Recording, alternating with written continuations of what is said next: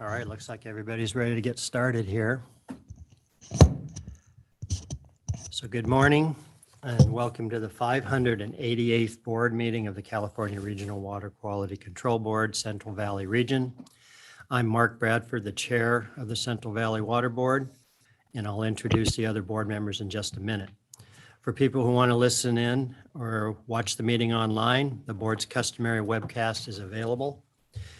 And we are receiving presentations and public comments here at the meeting and online through a Zoom meeting platform.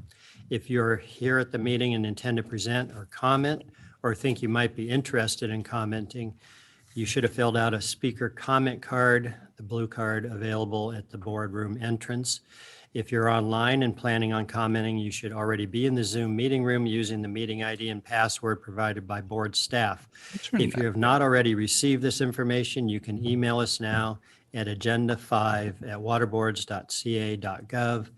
That email address again is agenda, followed by the number 5 with no space, I don't know at that I need it. waterboards.ca.gov.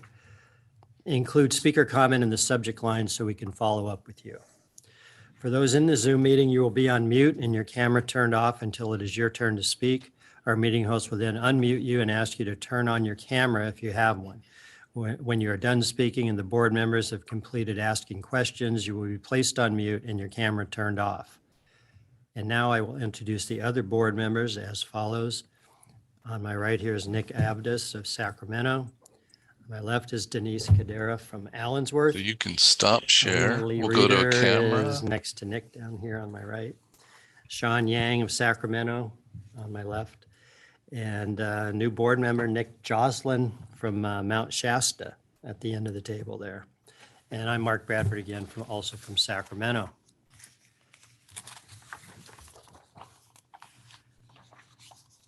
Nicole Morgan is our usual state board liaison, is not available to speak today. However, a copy of her liaison report is available to interested persons on the table at the boardroom entrance. I will now introduce Executive Officer Patrick Palupa, who will introduce his staff. Good morning. New microphones take a minute to get used to. Yeah. Welcome everybody to the board meeting today.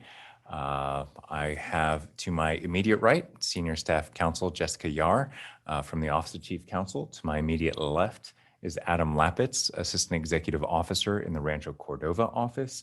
To his left is Mindy Maxwell, the Executive Assistant to the board. Immediately in front of me, I have Kennedy Knight and a counsel with the Office of Chief Counsel, and name is escaping me for a second there. Chris Moskal, my goodness, just talking with you this morning. We're also with the Office of Chief Counsel. Immediately across from me is JJ Baum, Assistant Executive Officer in the Rancho Cordova office. In the audience is Clint Snyder, who heads our Reading office, and Kelly Garver, who is our Administrative Officer here in the Rancho Cordova office.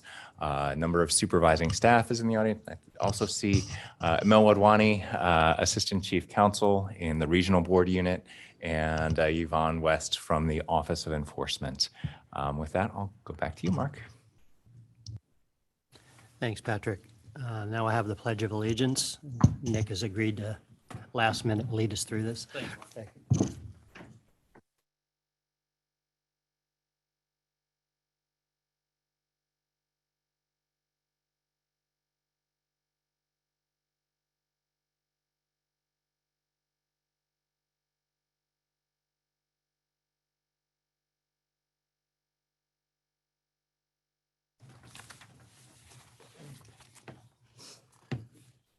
Okay, board member communications.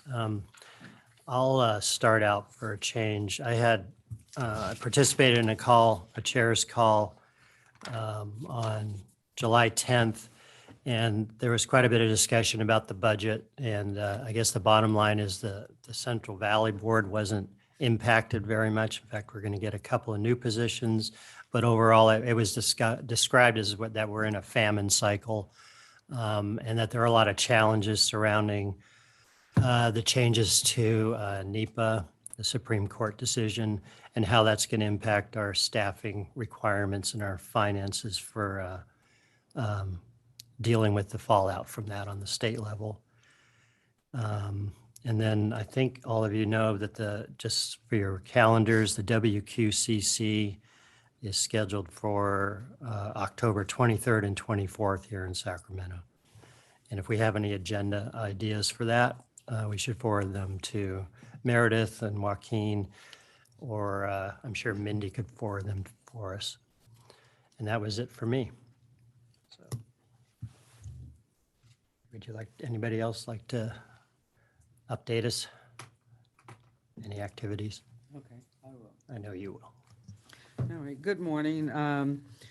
On July 11th, I participated in the nitrate control program meeting. 17th of July, I participated in the State Water Board climate and racial equity session. And then on the 29th of July, I attended a water cluster training organized by Self-Help Enterprise Community Water Center Leadership Council. And the focus of the training was on how to communicate effectively about your water issues, like media campaign and so forth. So and that's all I have for this morning.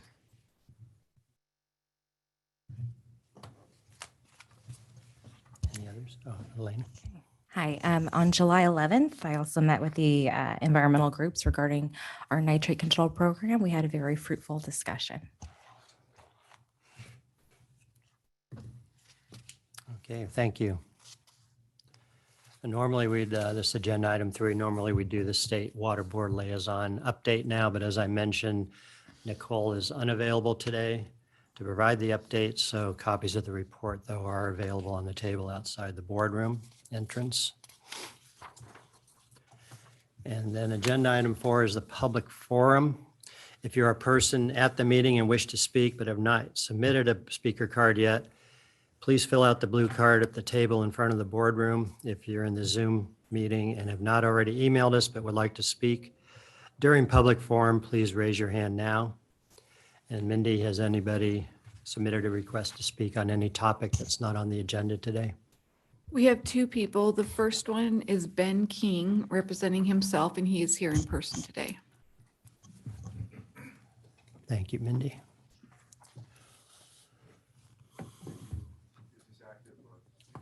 There's a button down at the bottom. Yeah.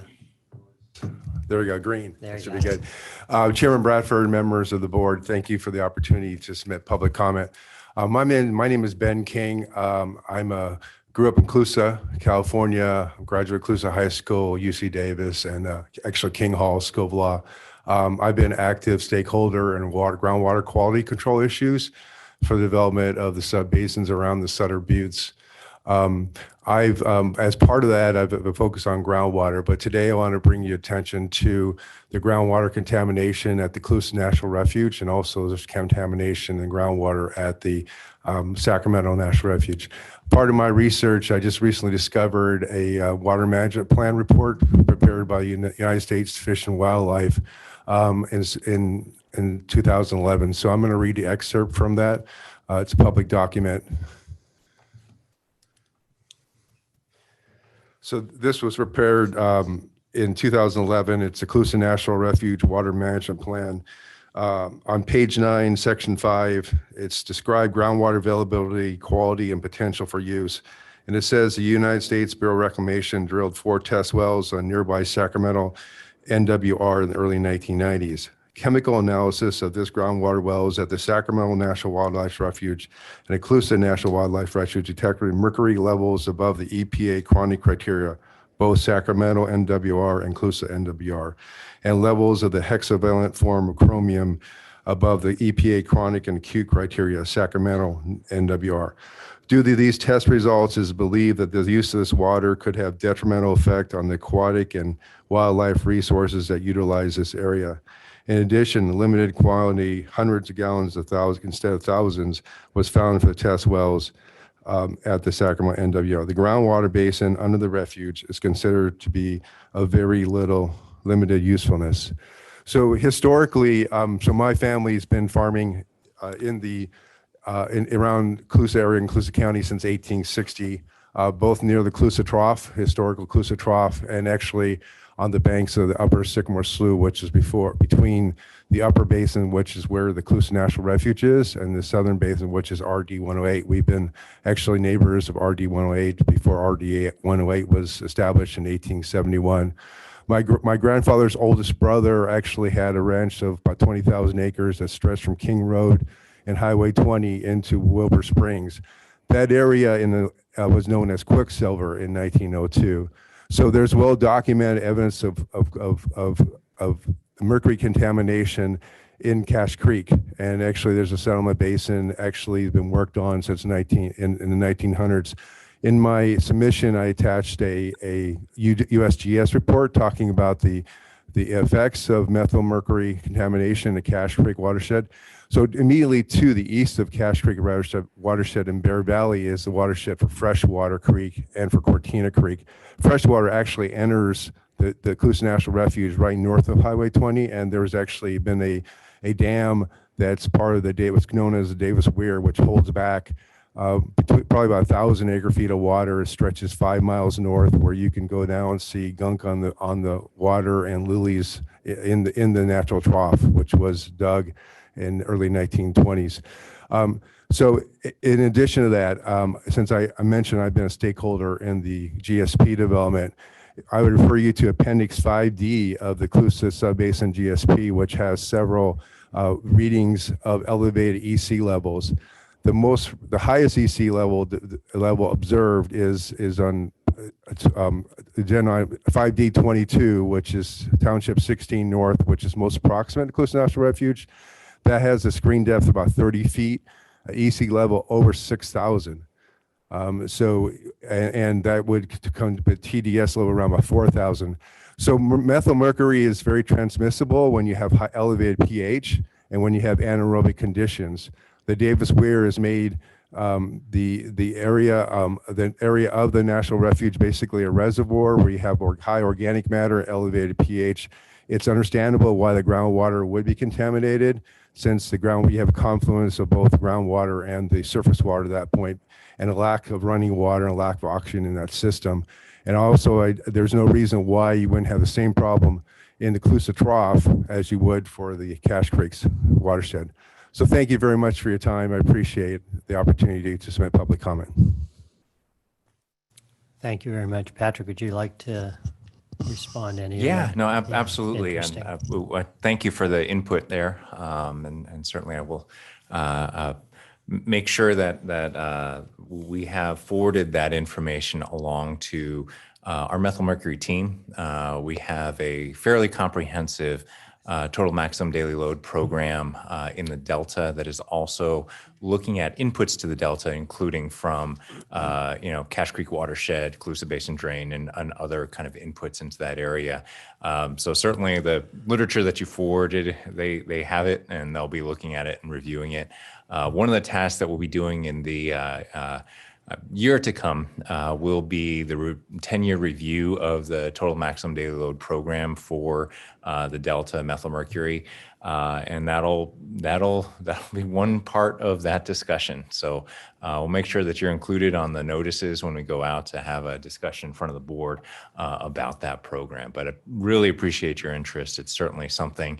The gold mining legacy here in California, particularly in those watersheds, that's the legacy. So I would just say the Coast Range geology had both chromium and Absolutely. petroleum and mercury mines. So the complexity of the Coast Range is very. So I would really focus on just general natural contaminants in general, and how that may affect the quality of life as it relates to the Delta. And I think the Delta kind of Science Board is actually starting to focus on that. Yeah. So I will say there's kind of two components there. Certainly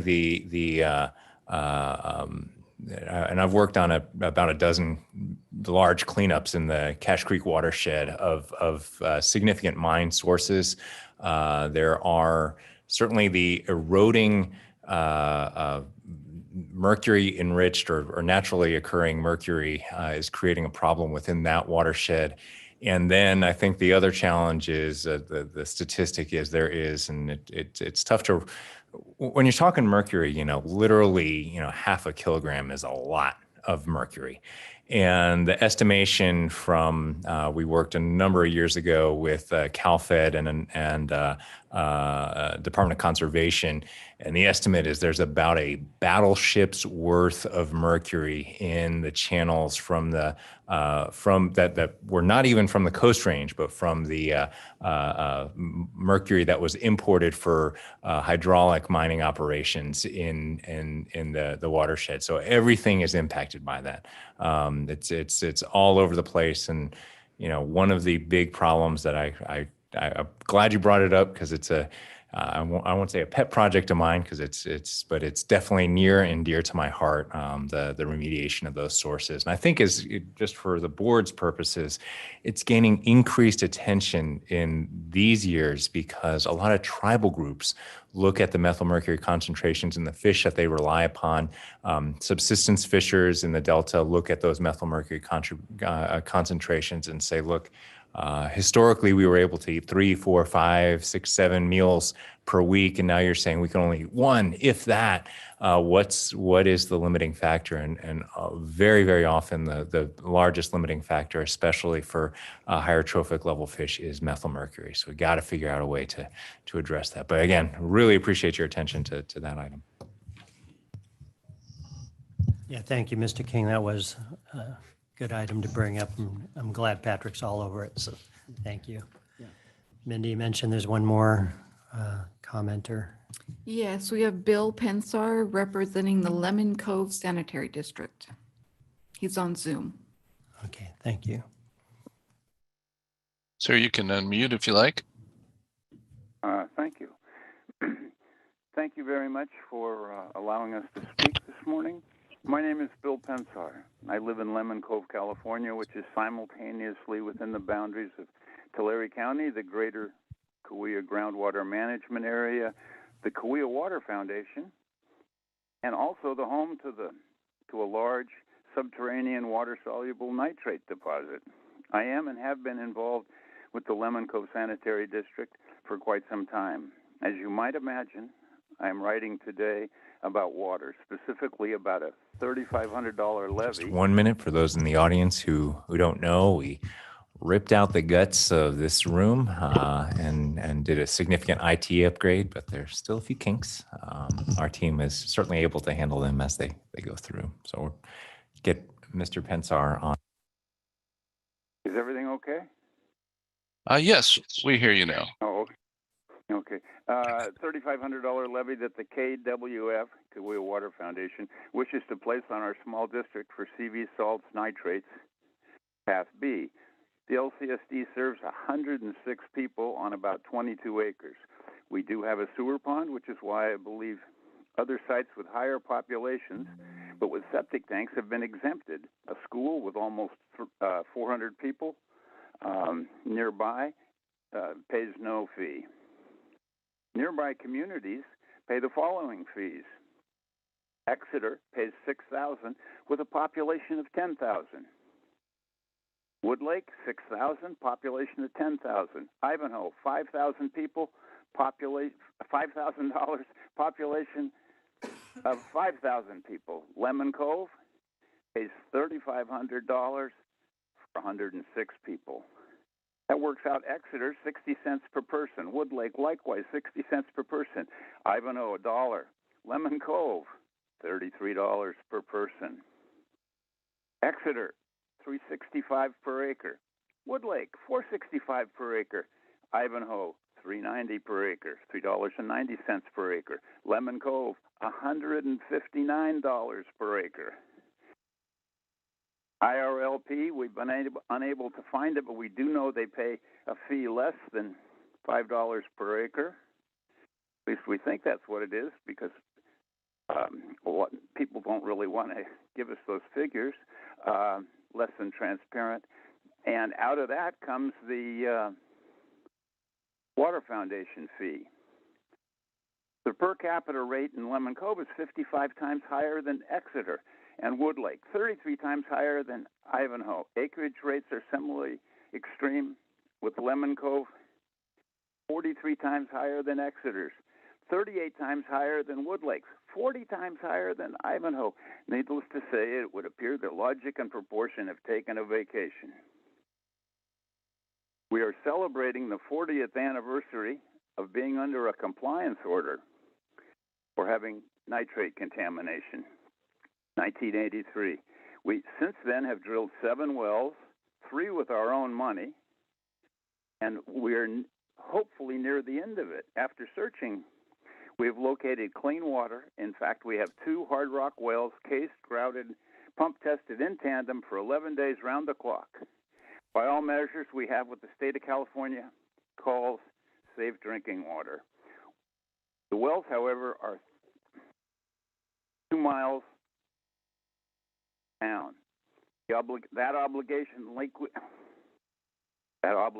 limits our ability to spend money inefficiently.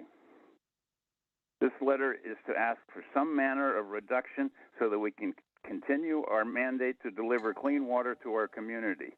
The $3,500 levy is both unusually out of scale and frustrating to our future activities to provide nitrate-free water to our customers after 40 years. Our CV salt salinity levy is $150. The KWF is less than transparent with its rate structure, list of member fees, and formulas for deciding fees. So these figures have been acquired through direct sources, which explains the brevity of the survey. At the July 5th meeting, the LCSD board members agreed with and approved this letter. $3,500 is more than 50% of our annual tax revenues, just to give you an idea of scale. We'd certainly like to sit down with somebody and do something about this. And I'm through. All right, thanks for your comments. Patrick, would you care to respond to any of that? Yeah, and I think it's somewhat limited in terms of how much we can respond. I think the drinking water enforcement order that was being discussed is a Division of Drinking Water enforcement order for Lemon Cove's failure to provide safe drinking water to its own residents. It's not our enforcement order. And the fee, I believe, Mr. Pensar, I think we missed your affiliation with Lemon Cove.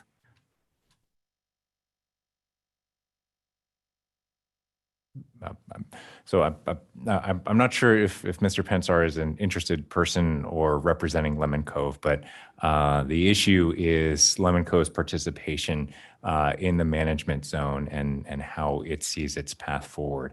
But it does have an out-of-compliant facility, both on the drinking water side and on the wastewater side, and we will continue to work through those issues in collaboration with the management zone.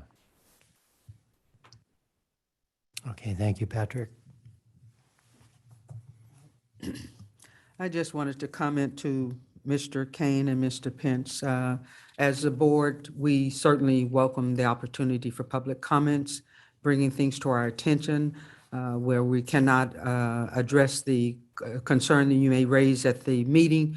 We certainly appreciate you being a part of bringing things before the board, and it's a delight to hear public comments when they come before us. So thank you very much for your time today and expressing issues that you bring before the board. This letter was approved by the board. I hope I made myself clear on that. It was, they've heard it, they've had it read to them, and they agreed that we can speak to you folks about it. Okay, thank you. Anybody have any suggestions how to go forward for a low-income district? I was going to, Patrick asked why you were, apparently you were unable to respond, what your affiliation is with Lemon Cove. I live here. Can you hear me? Yes. I live here. I was formerly on the board, and this letter was read to the board and approved. So the board knows about it, and they agree with it. Well, thank you very much. We'll continue to have that discussion. Anybody have any clues how to go forward? We will continue to have that discussion, especially since this is in the context of an enforcement order by the Division of Drinking Water.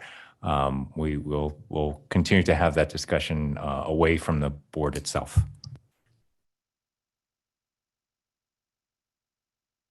Thank you for your comments. Okay, moving ahead then, if there's no further commenters, Mindy. No, there's no more. Okay, thank you. So agenda item 6 is consideration of the minutes from the last board meeting, which was held on June 22nd. Are there any edits or corrections to the June minutes? I'll move approval of the minutes. I'll second. Okay, we have Nick motion to approve the minutes and Elena seconded. So Mindy, could you call the roll? Board Member Yang, Aye. Board Member Kadara, Yes. Board Member Lee Reader, Aye. Board Member Jocelyn, Yes. Vice Chair Abdus, Yes. and Chair Bradford. Yes. If we could pause for just 1 second. Normal practice is if you were not present at the meeting for the minutes, then you would abstain for the vote on the minutes. My apologies. So Nick, if I'll abstain from the vote. thanks. And Denise pointed out that I inadvertently skipped over agenda item 5, which is the Let's just get executive into it. No. officer's report. I knew you were going to get to it. Denise does not miss anything. No, I was just testing her. So prior to each meeting, the executive officer works with the executive assistant and the board's program managers to compile a report on the status of the board's programs, its staffing, and many different initiatives the board is working on. If you're in person at the meeting and have not submitted a speaker card yet, please fill out the blue card at the table in front of the boardroom. At this time, the executive officer is available to take any questions on this report. Denise? Yes, I had one comment, and this item was on page 25, and it made reference to, I think it's Poso Creek. And my question was, they have not submitted any reports. Yeah. And so I'm interested in knowing where we are in that stage of this process for them wanting to close down the ponds. They've not submitted a closure report and et cetera. So, thanks for that. Yes.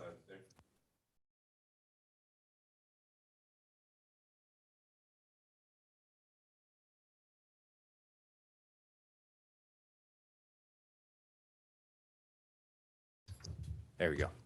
Apologies. Let me repeat again for those of you who didn't hear that because the microphone was off. I've confirmed that those facilities did receive a notice of violation from the board's oil field unit out of the Fresno office, and Alex's team will be following up from those notices of violation. Usually the notice of violation will say you did not submit a report, submit it as soon as you can to be considered for leniency in future enforcement actions. But so if they do not kind of comply with the directives in the notice of violation, if they do not submit that report, you may be hearing more about those facilities and possibly in an enforcement context. That would include the closure plan as well? If they are destined to close those ponds, absolutely. Okay, Absolutely. thank you. And I do have two Superior Accomplishment Awards to move forward with today. First is for Michael Collins in the board's Reading office. Can we confirm that? On the line, fantastic. New world with the hybrid meetings. Michael Collins is a water resource control engineer who has been working in the NPDES program since 2018, performing both permitting and compliance and enforcement duties. Michael has earned the Employee Recognition Award for his contribution to multiple aspects of our program, including his leadership in permit writing, proficiency in compliance and enforcement, mentoring of fellow staff, and for being an excellent team member. During the past quarter, Michael worked on 2 NPDES permits and successfully brought items to the final stages within the targeted deadlines. Both permits came with challenges. One permit was highly technical. It included the development of mixing zones and dilution credits for effluent limit calculations and the incorporation of new statewide toxicity provisions. The other permit action was a notice of applicability for enrollment in the limited threat general order. The issuance of the NOA required additional coordination with the applicant to ensure the time schedule remained on track and that information needs were met. Michael participated in weekly meetings with the applicant and fielded numerous questions related to the enrollment process during the past quarter.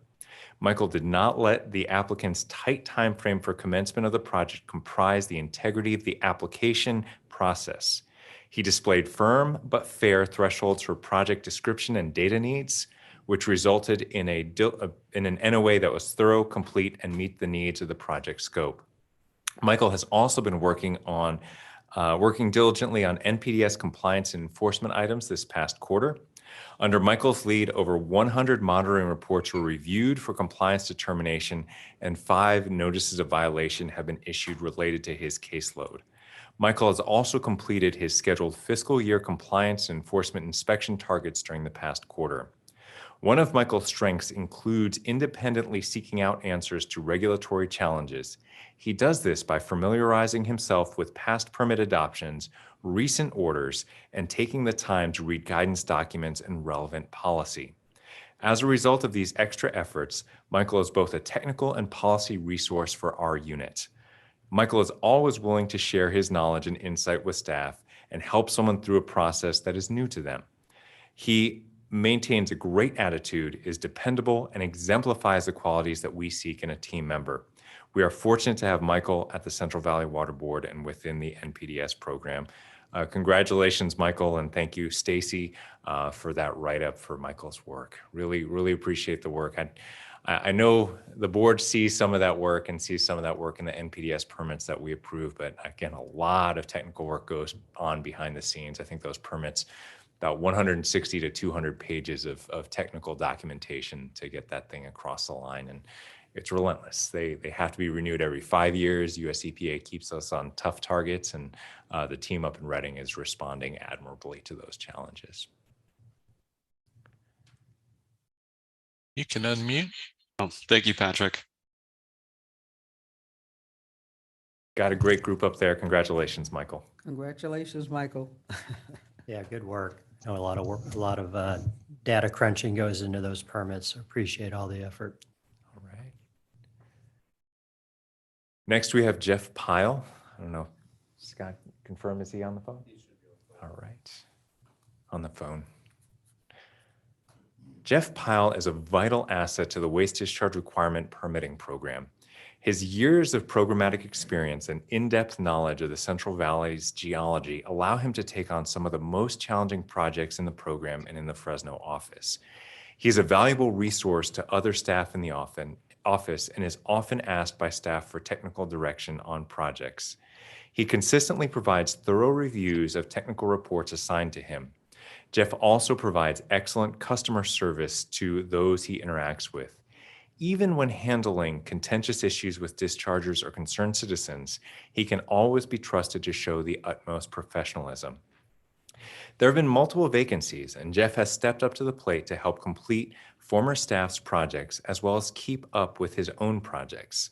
Some of the recent work Jeff has completed includes responding to public inquiries, becoming familiar with the new statewide winery general order and assisting dischargers with starting the application process, circulating tentative WDRs for an industrial facility that was adopted at the April board meeting, working on applications for the small domestic general order, preparing an in-depth review of a discharger's groundwater monitoring well network, and prepared a 13267 information letter to address the issues he identified at the site, and conducted an in-depth review of a proposed groundwater monitoring well network and pond liner work plan for a new slaughterhouse in Lemoore. Jeff is a great asset to the Fresno office and is well deserving of this reward. Jeff, good to see you. Congratulations. Well, thank you, guys. I'm honored and humbled to be part of the team that, protects water quality in the Central Valley. Thanks so much, Jeff. You're on a fine team, and congratulations, Jeff, for your hard work. Congratulations, Jeff. Thanks a lot, Jeff. Yeah, thanks to both Jeff and Michael. Obviously, having competent technical staff that take pride in their work is what makes the water board work. So again, thanks for making at least my job easier. So thank you. Well put. I will say in terms of a lot of the work that goes behind the scenes, folks like Jeff and Michael do extensive write-ups and conversations with the management team and with the legal office to make sure that by the time they bring something to the board, it's legally defensible and technically defensible, certainly. So there's a lot of work that goes into it. I know we've got a uncontested calendar item up next, and similar work went into each and every one of those permits that's in front of you today. Thank you, Patrick. That's it from the EO report. If you have any other questions, let me know. Sounds good. All right, thanks again. And Mindy, has any other interested person submitted a request to comment on this item? No, there are none. Okay, thank you. All right, since we already did agenda item 6, we'll skip ahead to agenda item 9. No. No, to agenda item 7, which is the uncontested calendar. This is the time and place for a public hearing to consider uncontested items 10 through 13. If you are a person in the meeting and wish to comment, please fill out the blue card at the table in front of the boardroom. Mindy, has anyone submitted a request to comment on any of the uncontested items? We have 2 people from City of Stockton, but they have both indicated that they will raise their hand if they wish to speak. Okay, thank you. And nobody has raised their hand at this point? Apparently not. And are there any late revisions? And the answer is yes. There is a late revision to the City of Stockton item, which I think was item 11, if I remember. And here they are. So anybody want to comment on this? I mean, it was mainly specifying some measurements at specific sampling locations, and language has been corrected to reflect those changes. So there's no discussion on that item. We can close the hearing. And then if I could get a motion to approve the uncontested calendar, including the late revisions on item 11. I'll move that and make the comment, sort of reflecting back on Patrick's comments on the staff recognition. I very much appreciate the uncontested calendar, and a lot of work goes into that. So kudos to staff for that. So with that, I'll move the uncontested consent items and with the late revisions for item 11. Second that. Okay, we have a motion from Nick and a second from Sean. Mindy, if you could call the roll.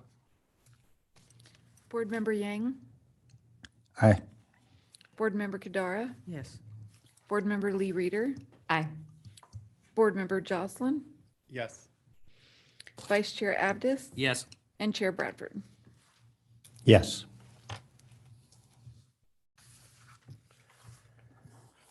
Okay.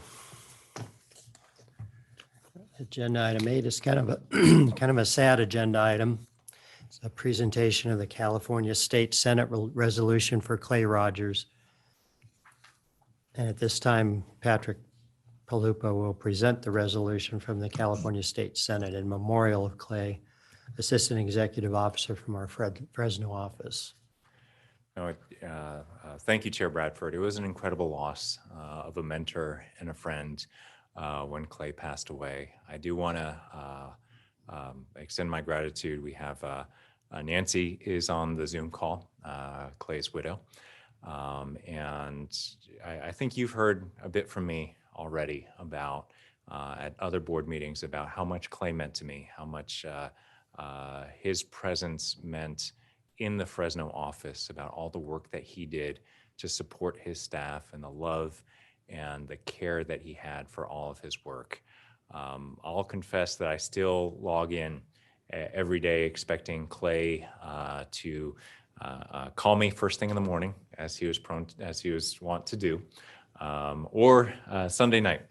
I think Nancy knows firsthand that Sunday was Clay's day to show up in the office, even though I tried to dissuade him from doing so. He loved his work, and he would show up every Sunday and note everything that was on the upcoming week's agenda and any other problems, minefields. And Sunday night was my time to log in to kind of figure out what's going to happen. And almost inevitably, there was a couple emails waiting in my email box from Clay saying, well, we got to talk about this and we got to talk about this one. I have a concern here. I think the right thing to do is this. It is rare that we have somebody with both the technical background and the moral compass that Clay had to guide that office. And I really, from the bottom of my heart, it goes out to Nancy, to the team that he worked with in the Fresno office, who are still struggling every day with his loss. But I do want to introduce this item by handing it over to you, Mark, for a reading of the Senate resolution into the board's record. And then we will open the floor to other associates of Clay to share a few words. We have a few people both on the line, including Dr. Carl Longley and a few others, and some people here in person that want to share some thoughts. I will say, and everybody who knows Clay knows this, he wouldn't like the big hubbub about this. I think he'd probably be the last person to say, no, don't have a memorial for me. I'm just a dirtbag geologist at heart. And that was a term he used for himself quite regularly. But Clay meant a tremendous amount to a number of people throughout the region, both folks who worked with him, worked for him, who even received his enforcement items or who worked with him on enforcement items, truly respected his judgment, his leadership. So with that, I'll turn it over to Mark, and you can read the Senate resolution, and then we'll open it to the floor, and then we'll have an opportunity for board members to share some of their experiences with Clay. Thanks, Patrick. And I guess as a prelude to the resolution, just to give a little background on Clay, he graduated from Cal State University in Fresno with a Bachelor in Arts and a Master of Science in Geology.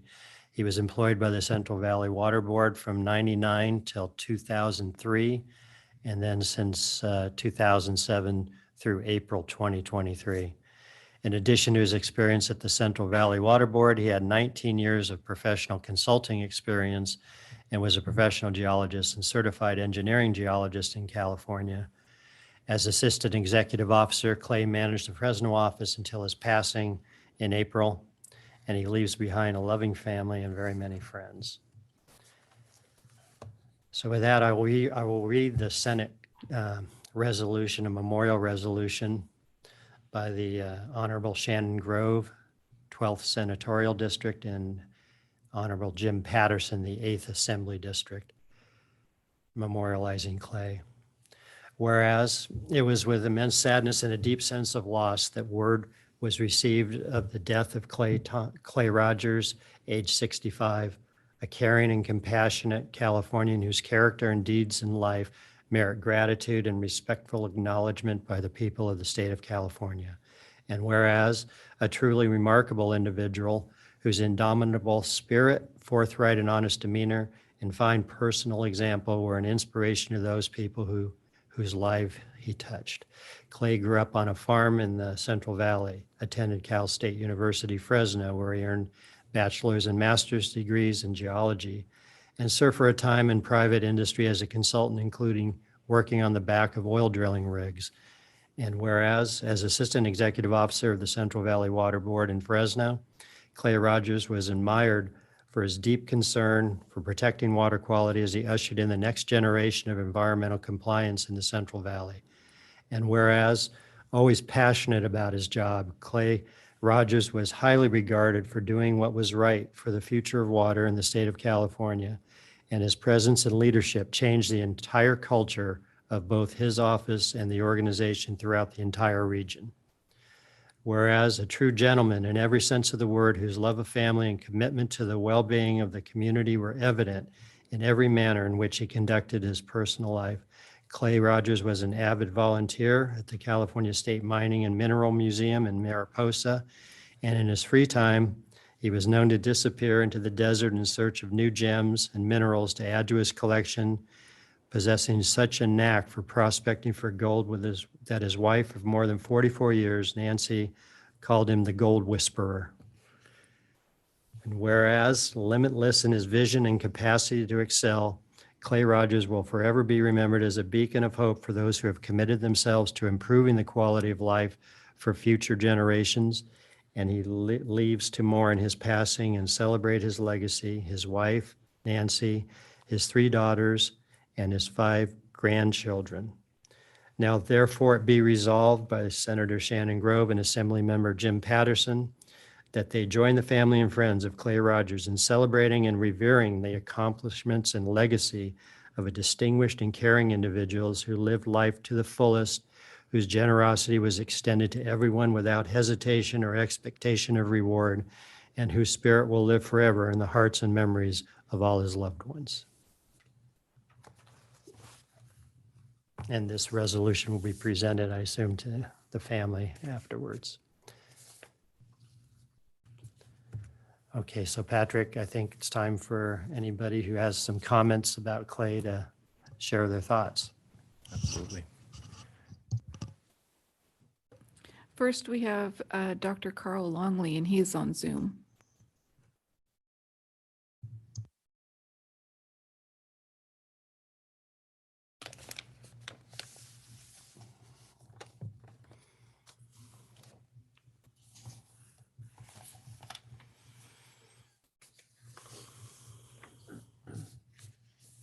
Dr. Longley? Yes, can you hear me? We do hear you. Thank you. Oh, very good. Good you can't see me. First of all, good morning, Nancy, Chair Bradford, and fellow board members and Executive Palupa and staff. I have to echo a couple of just words that, few words that Patrick used in describing Clay. He had an unbelievable moral compass. He was more honest than honest, and his technical knowledge was beyond approach. He was the go-to person for me on many issues, and probably where I had the most contact with Clay was when we did the white paper on the use of produced water for ag irrigation. I might point out that white paper is being used elsewhere across the United States where they have similar issues, particularly in the Southwest, but as far east as Pennsylvania. Clay was an optimistic individual, and that is evidenced by, and it's already been mentioned, but his great enthusiasm and expectation that he was going to find the mother lode. And oftentimes I'd call Clay up and he'd give me a long description of a recent trip and the magnificent gem that he brought home. It was truly a great experience knowing Clay, and his loss is irreplaceable. I thank you very much for the opportunity to talk, and thank you for this opportunity. Thank you, Carl. And by the way, we can see you. So. Oh, well, I don't have a tie on, and It's okay. that's We'll let you slide. Okay. Thanks, Carl. Thanks a lot. Next, we have David Corey, and he is here in person.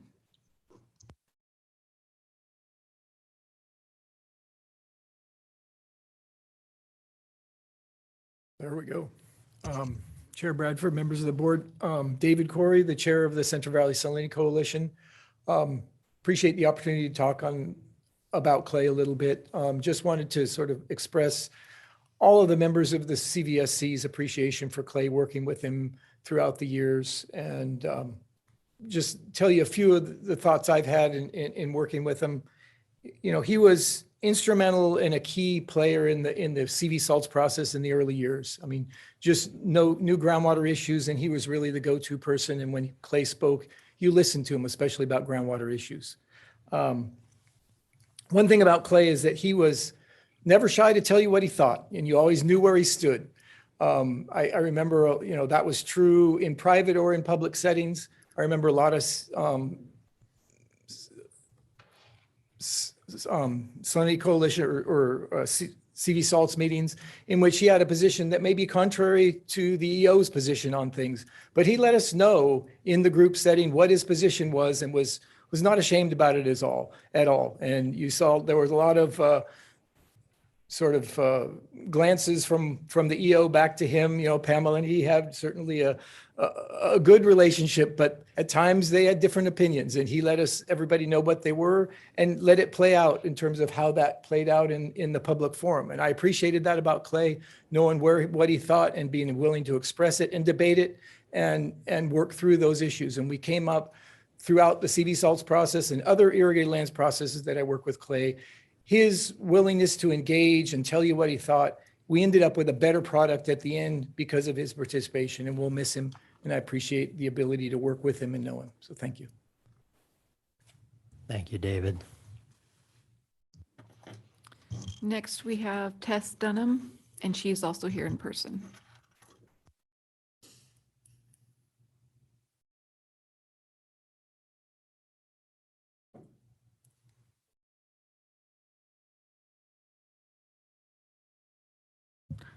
Thank you very much. For those of you that don't know me, my name is Tess Dunham, and I'm an attorney here in Sacramento, and I've worked before the Central Valley Regional Board for many decades. We'll just leave it there.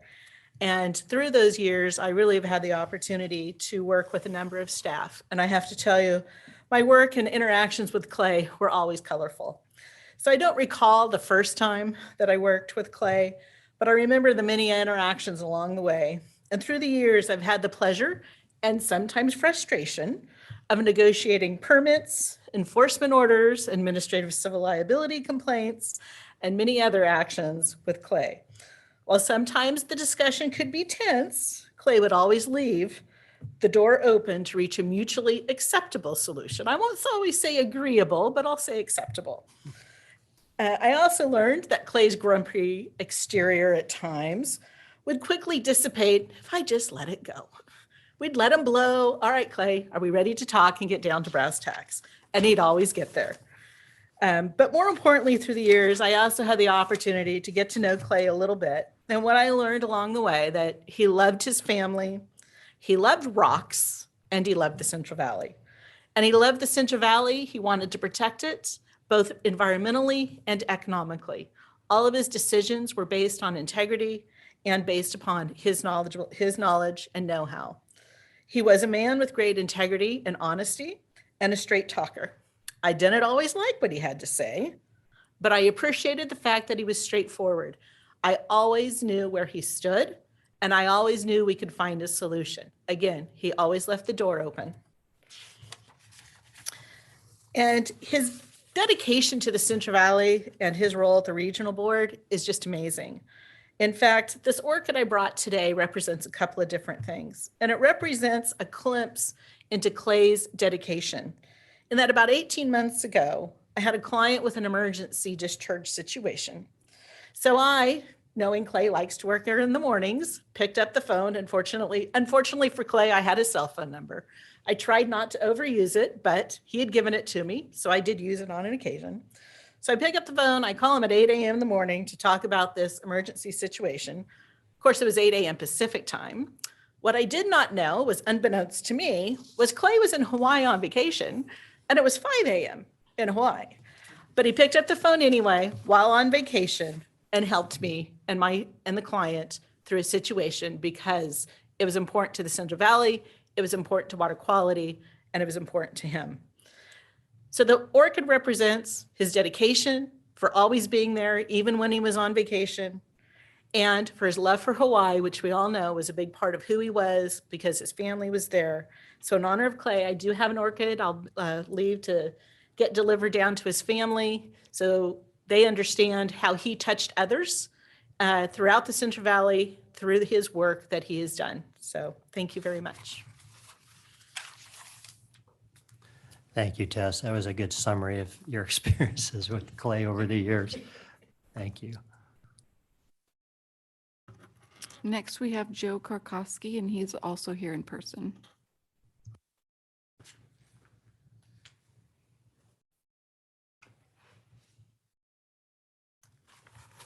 Good morning, Chair Bradford, members of the board. My name is Joe Karkowski. I currently work at the State Water Resources Control Board at Division of Financial Assistance. Worked at the Central Valley Regional Board for about 15 years. So I thought I'd start with part of Clay that maybe some of you didn't get to experience. So my wife, Linda Bracamani, was actually also worked at the regional board, and we were married about 6 years ago, and Clay attended. So I have a few pictures to show. So I love this one. This is sort of that pure joy and happiness. What you don't know is it's a prelude to his dancing with his wife, Nancy. So next slide, please. So, you know, I was looking at this, and there's Adam, of course, photobombing in the background, but I mean, this is just like a wonderful moment. You can see Clay is an effortless dancer. Next slide, please, because Nancy is putting all the effort forward. He's kind of leaning against the bar there. But, you know, so it wasn't typical of Clay, you know, to put himself out there in these ways, but he was just obviously loving life. And as you heard, he's just really loved his wife and family. So one other thing, he had a brief singing sort of career. Next slide, please. So as part of the AEO 5, so those are all the assistant executive officers at that time. They had their one-hit wonder covering Sweet Caroline. And probably many of you are familiar with that sort of bemused Clay look there. So many of us had that look as the AEO 5 were singing that day. So thank you. We can probably just leave that up as I go through the rest of my remarks.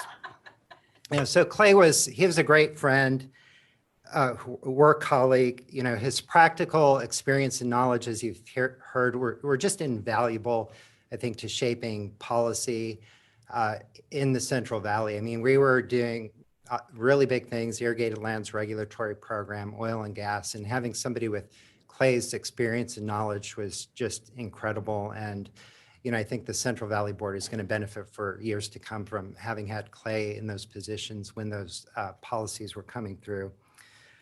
I always valued the discussions with him, and I think, you know, as you've heard from many others, learned much from him. He was very patient, you know, I think in teaching and wanting you to understand, especially geology and groundwater. And as you've heard, he is always authentic and a straight talker. So, you know, it's one of those qualities and characteristics that, you know, I certainly appreciate, and you know, even those who may not have agreed with him just really embraced, because you knew where he was coming from, right? You knew where he stood. And even, you know, when conversations would drift to non-work issues, he was great at telling stories. He would love to tell stories. And what really came through both were his passion for geology and his love of Nancy and his family. You know, Clay had a presence. As Patrick was saying, he was always someone you look forward to hearing from, you know, and seeing. And that, you know, that's just something I think we'll all miss, as well as, you know, that amazing gravelly voice of his too. So thank you for this opportunity. Thanks, Joe. And yeah, especially thanks for sharing those pictures. Shows the other side of Clay when he's not in a meeting and having some fun. I think he showed me that dance move he's got of leaning on the bar and just kind of putting your hand out. So he mastered it though. There it is. Yeah. And Adam, I got to say, you look a little disappointed.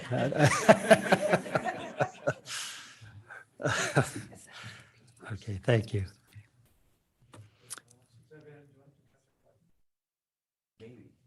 Looks like we have Bruce.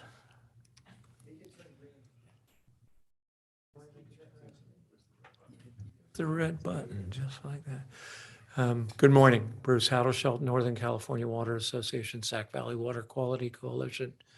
Good to be in person here, and especially for this tribute. Some folks have said some very eloquent things that I will associate my comments with, but I remember Clay came to the NACWA offices one day, and some of you may know that David Guy, who heads NACWA, got his geology degree at San Diego State and his law degree at Colorado, which always seemed to me to be opposite of what they should be, right? But there are beaches in San Diego, so I think that's geology too, right? But Clay was there, and so there was a conversation, and Clay had this humility and this intellectual curiosity. And he was able to, we were having this conversation, he was able to explain some things, and David and he were going back and forth. And David said, it'd be great if you wrote a blog for NACWA. And he says, no, I just don't think I have really anything to say. Well, he had a lot to say, but it really was his humility, right? That really just kind of said, yeah, I think, probably not. And Clay, I'm not a scientist, I'm not a geologist, I just, work with the coalition and the growers. But Clay had this wonderful way of making things understandable.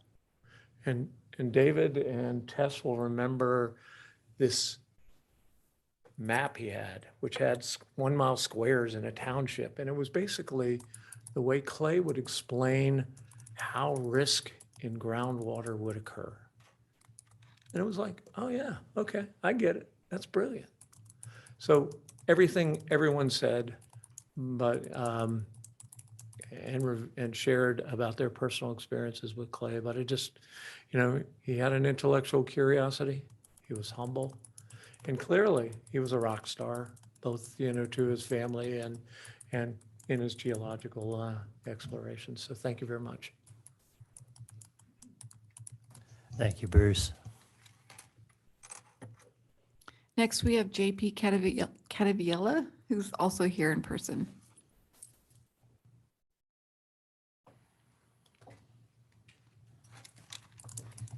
Thank you. I wasn't planning on speaking today, but hearing the heartfelt thoughts, I wanted to share some of mine. I think I'll start with one of the most impressive, professional accomplishments that I was able to work with Clay on closely was the development of the Central Valley Dairy Representative Monitoring Program. I've been to groundwater conferences and seen dairy monitoring programs from all over the world at this point, from Italy and other European countries. And what we built in California is by far the largest and most comprehensive groundwater monitoring program for dairies anywhere. That wasn't done by accident, and it was a major collaboration. And Clay was the leader on the water board side of that. And I want to give him credit for helping walk through and develop something that we didn't know how to do. We had to figure it out as we went along. And I think it's been a very successful program. I want to acknowledge that professional accomplishment.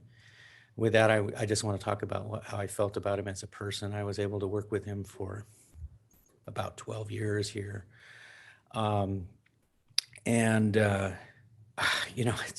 It's funny. One of the things I really miss is the arguing. We used to argue a lot, and he was a good arguer. And I'm a pretty good arguer too, and we had some good ones. But we always, I think, stayed friendly and seeing each other's point of view at the end, and that's something I can really appreciate about a person.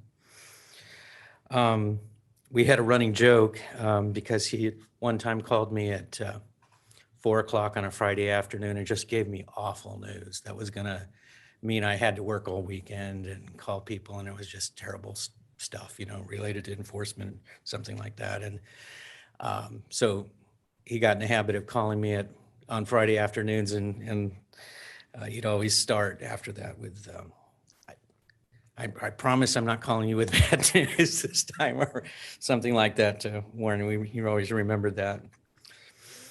I'm really happy that the last time I saw Clay in person was in Fresno. And he had called me that morning, and I just happened to be down there. And he had a quick question for me. I answered it.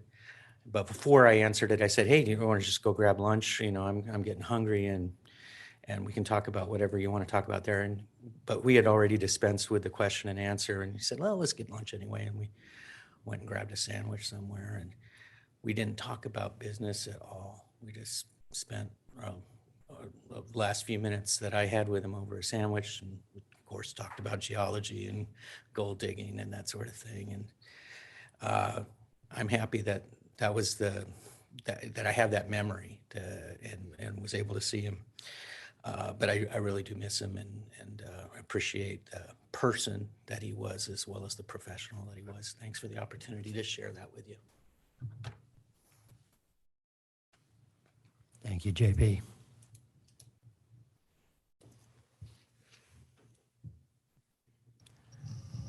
That concludes the comments, and certainly the board members are free to make some comments before we close the item.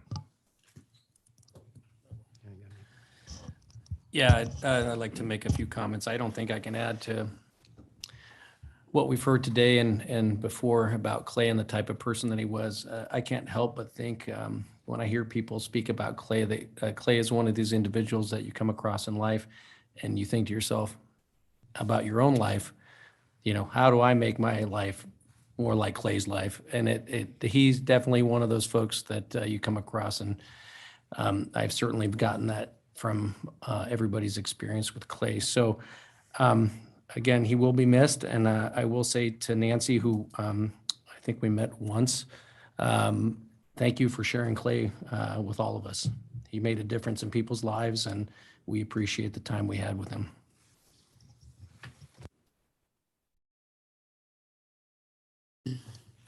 Well, Clay was a gentle person, always spoke calmly. He always sought solutions. He was a great leader and always made himself available when called upon. He came out to Allensworth a few times. I just called him and said, we're having a community fair and we would like public information about water quality. He showed up. We had a celebration in the community for funding we had received, and we wanted to have partners participate. He showed up. In Allensworth in the summertime, it's about 107, and we had drought going on, but he showed up. You could always call Clay, and he delivered. From dairy to the oil fields to the food safety committee to the mines and beyond. He knew it all, and he was a tremendous asset to the Central Valley Water Board. His passing was a loss, but he was a leader to the Fresno staff and developed a very capable team who will continue the excellent work expected at the Fresno office. So our deepest sympathy to his wife, Nancy, and their children, and truly miss seeing him sitting there in that chair. Thank you. I didn't really get a chance to work directly with Clay all that much, but interacted with him at the board meetings and at the Christmas party that we had before and after COVID. And I was always impressed he just exuded a lot of knowledge and confidence. And we commiserated a great deal about the consulting gauntlet that we had both run for many years before our activities on the board.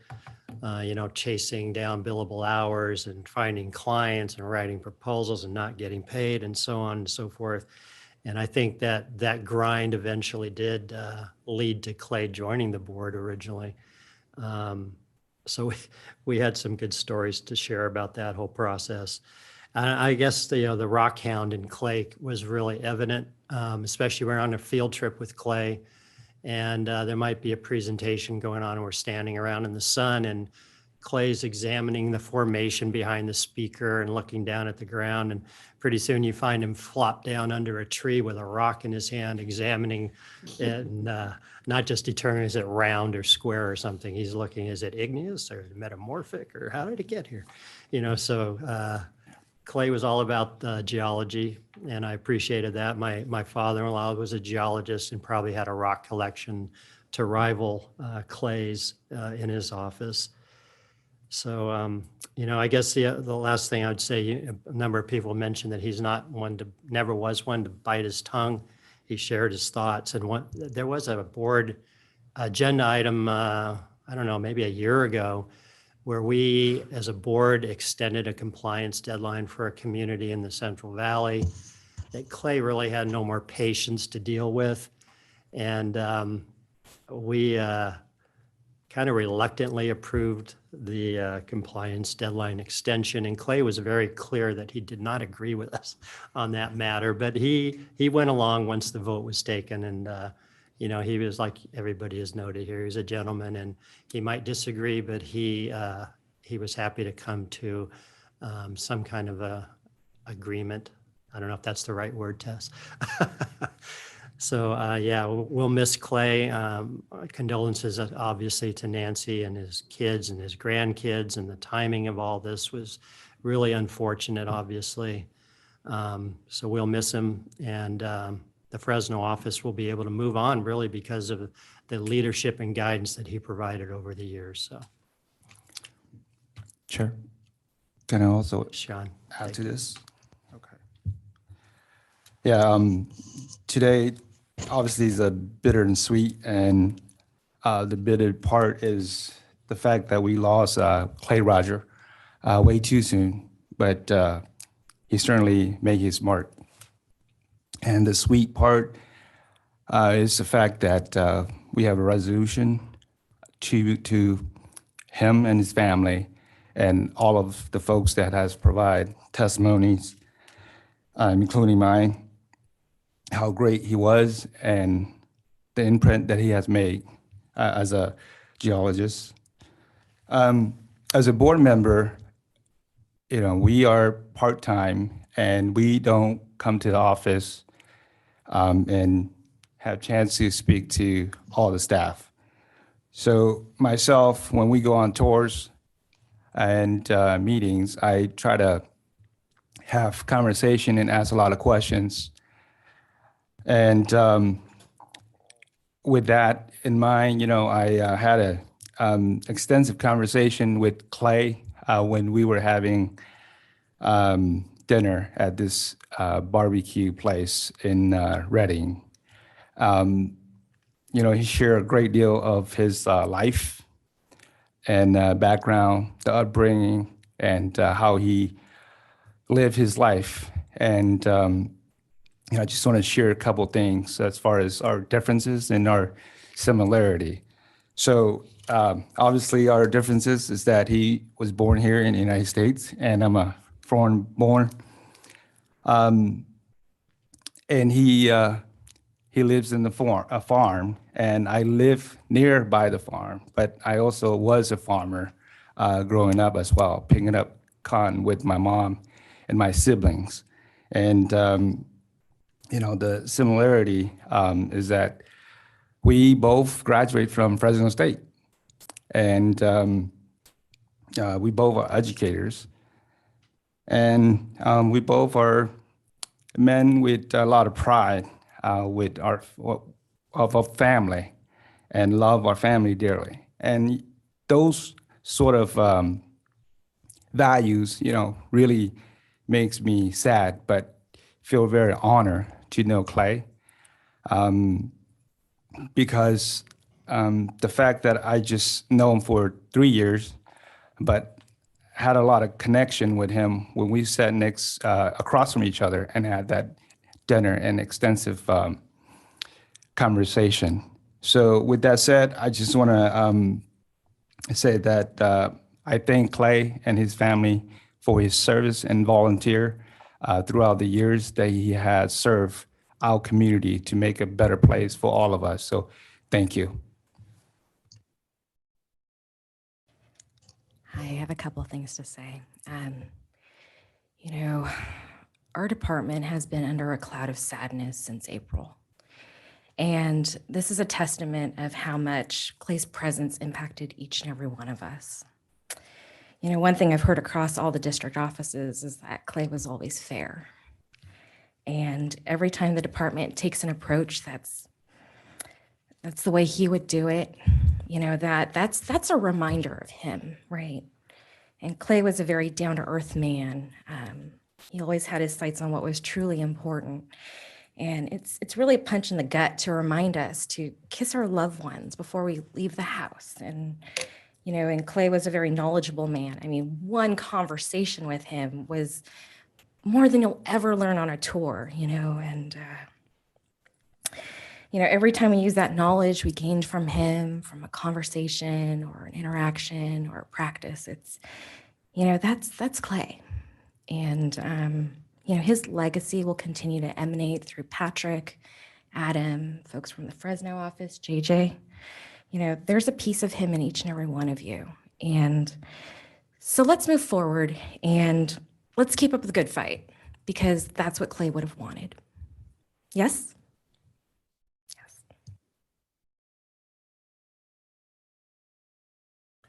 Yeah, I'd like to thank everybody who made the effort to come here today and help memorialize Clay, and for everybody's thoughts and insights onto his remarkable life, really.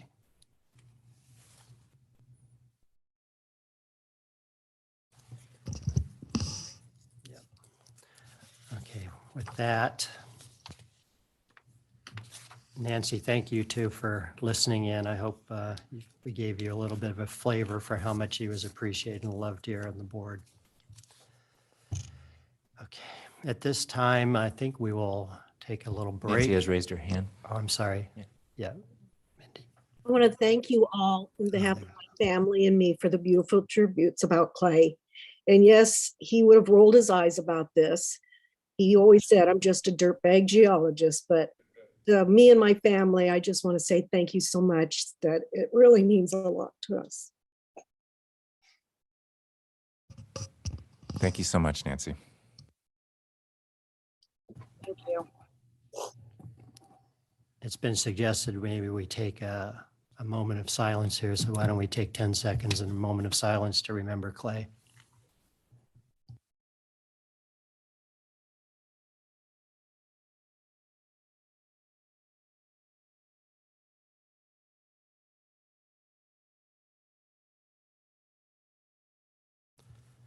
Okay, thanks, everybody. And at this time, we will take a break. Let's come back in about 10 minutes, and then we'll wrap things up with agenda item 9, which is the end of the year report. Thank you.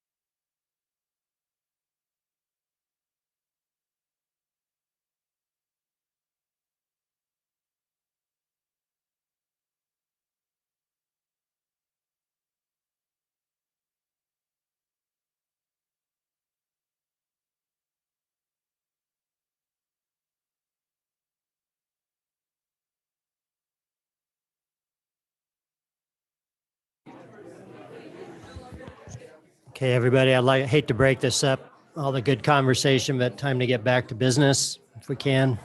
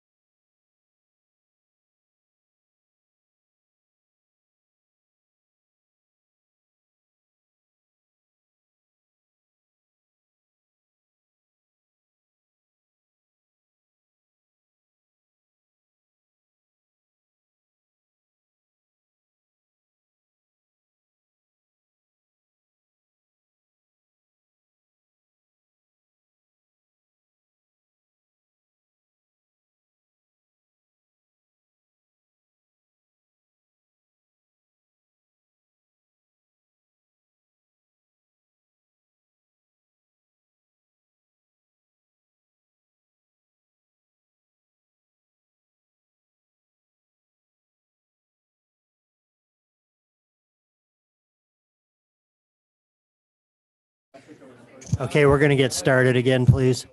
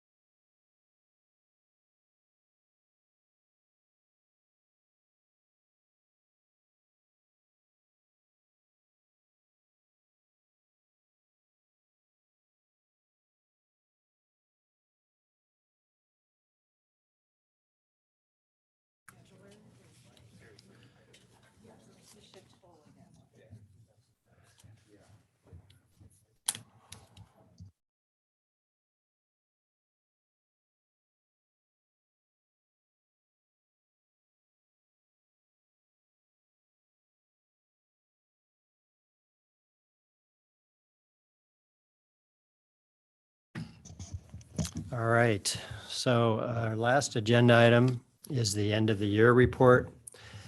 At this time, the executive officer will present a summary of the work accomplished by the 19 water quality programs in the region over fiscal year 2022-23. It is an information item only, and no action will be taken, although the board may ask questions and provide direction to staff. After the presentation, interested persons will be allowed 3 minutes each to address the board. And now we're ready, Patrick. All right. Good morning still. This presentation here, the majority of it will actually be the product of pushing the program managers here at the regional board way out of their comfort zones.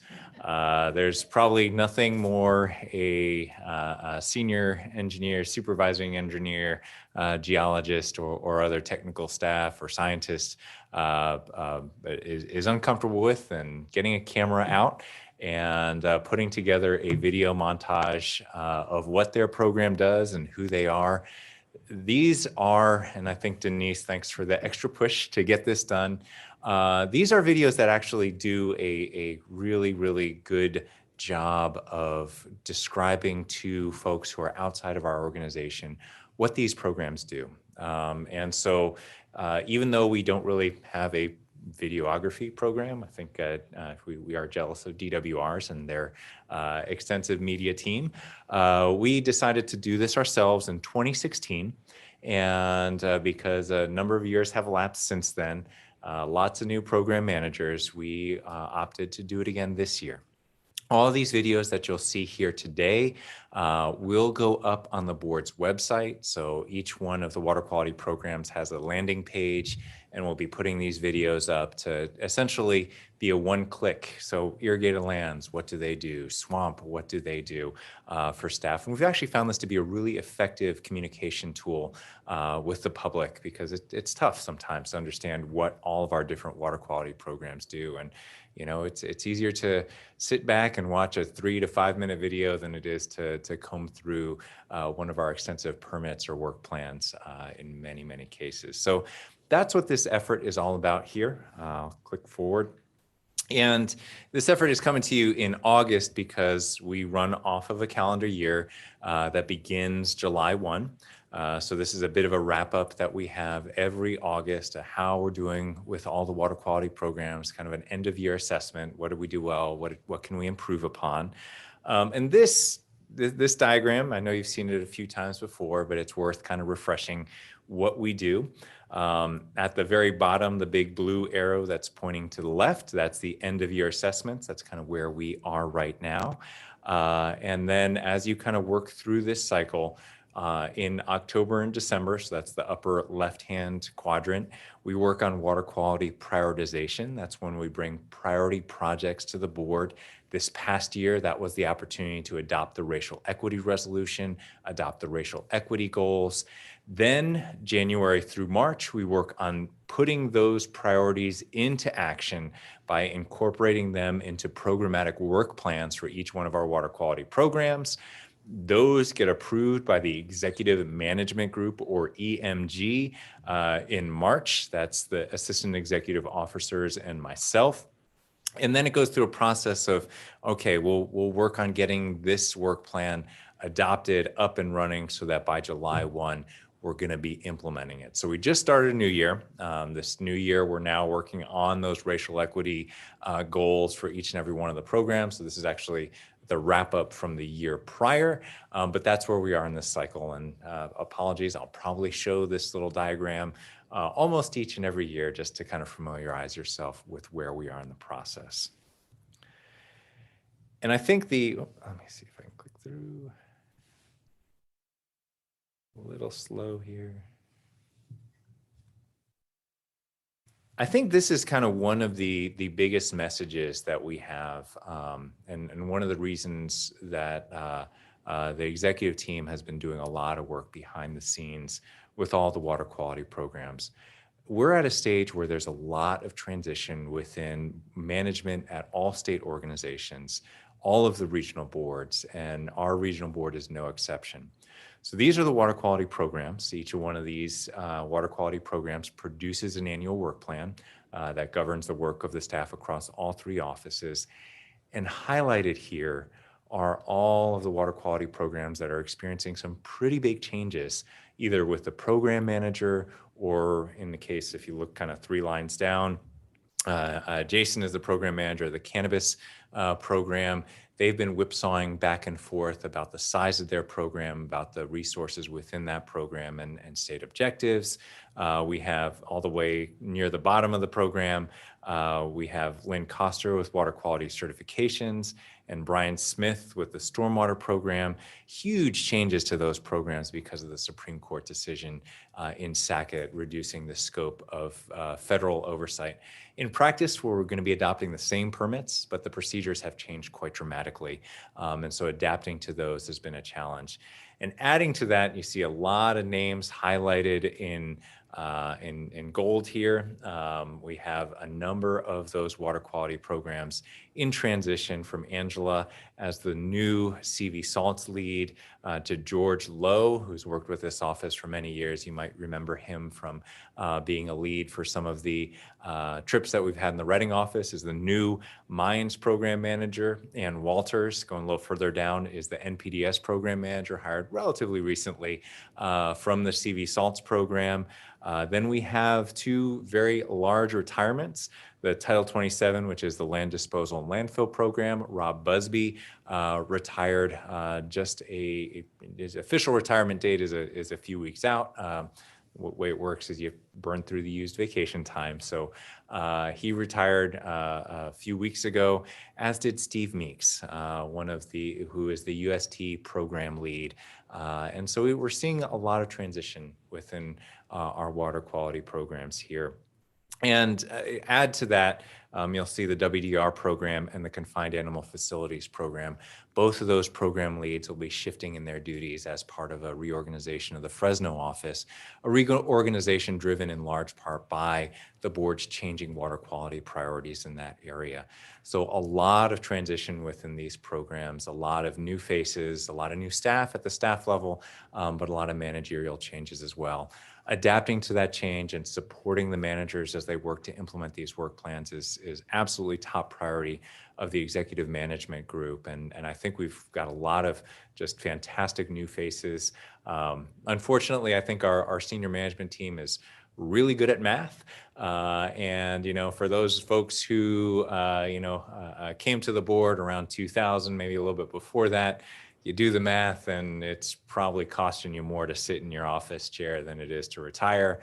That's kind of what's driving a lot of these retirements here. I think just about every one of them has stuck around a little longer just to kind of wrap up their work and hopefully have a good transition.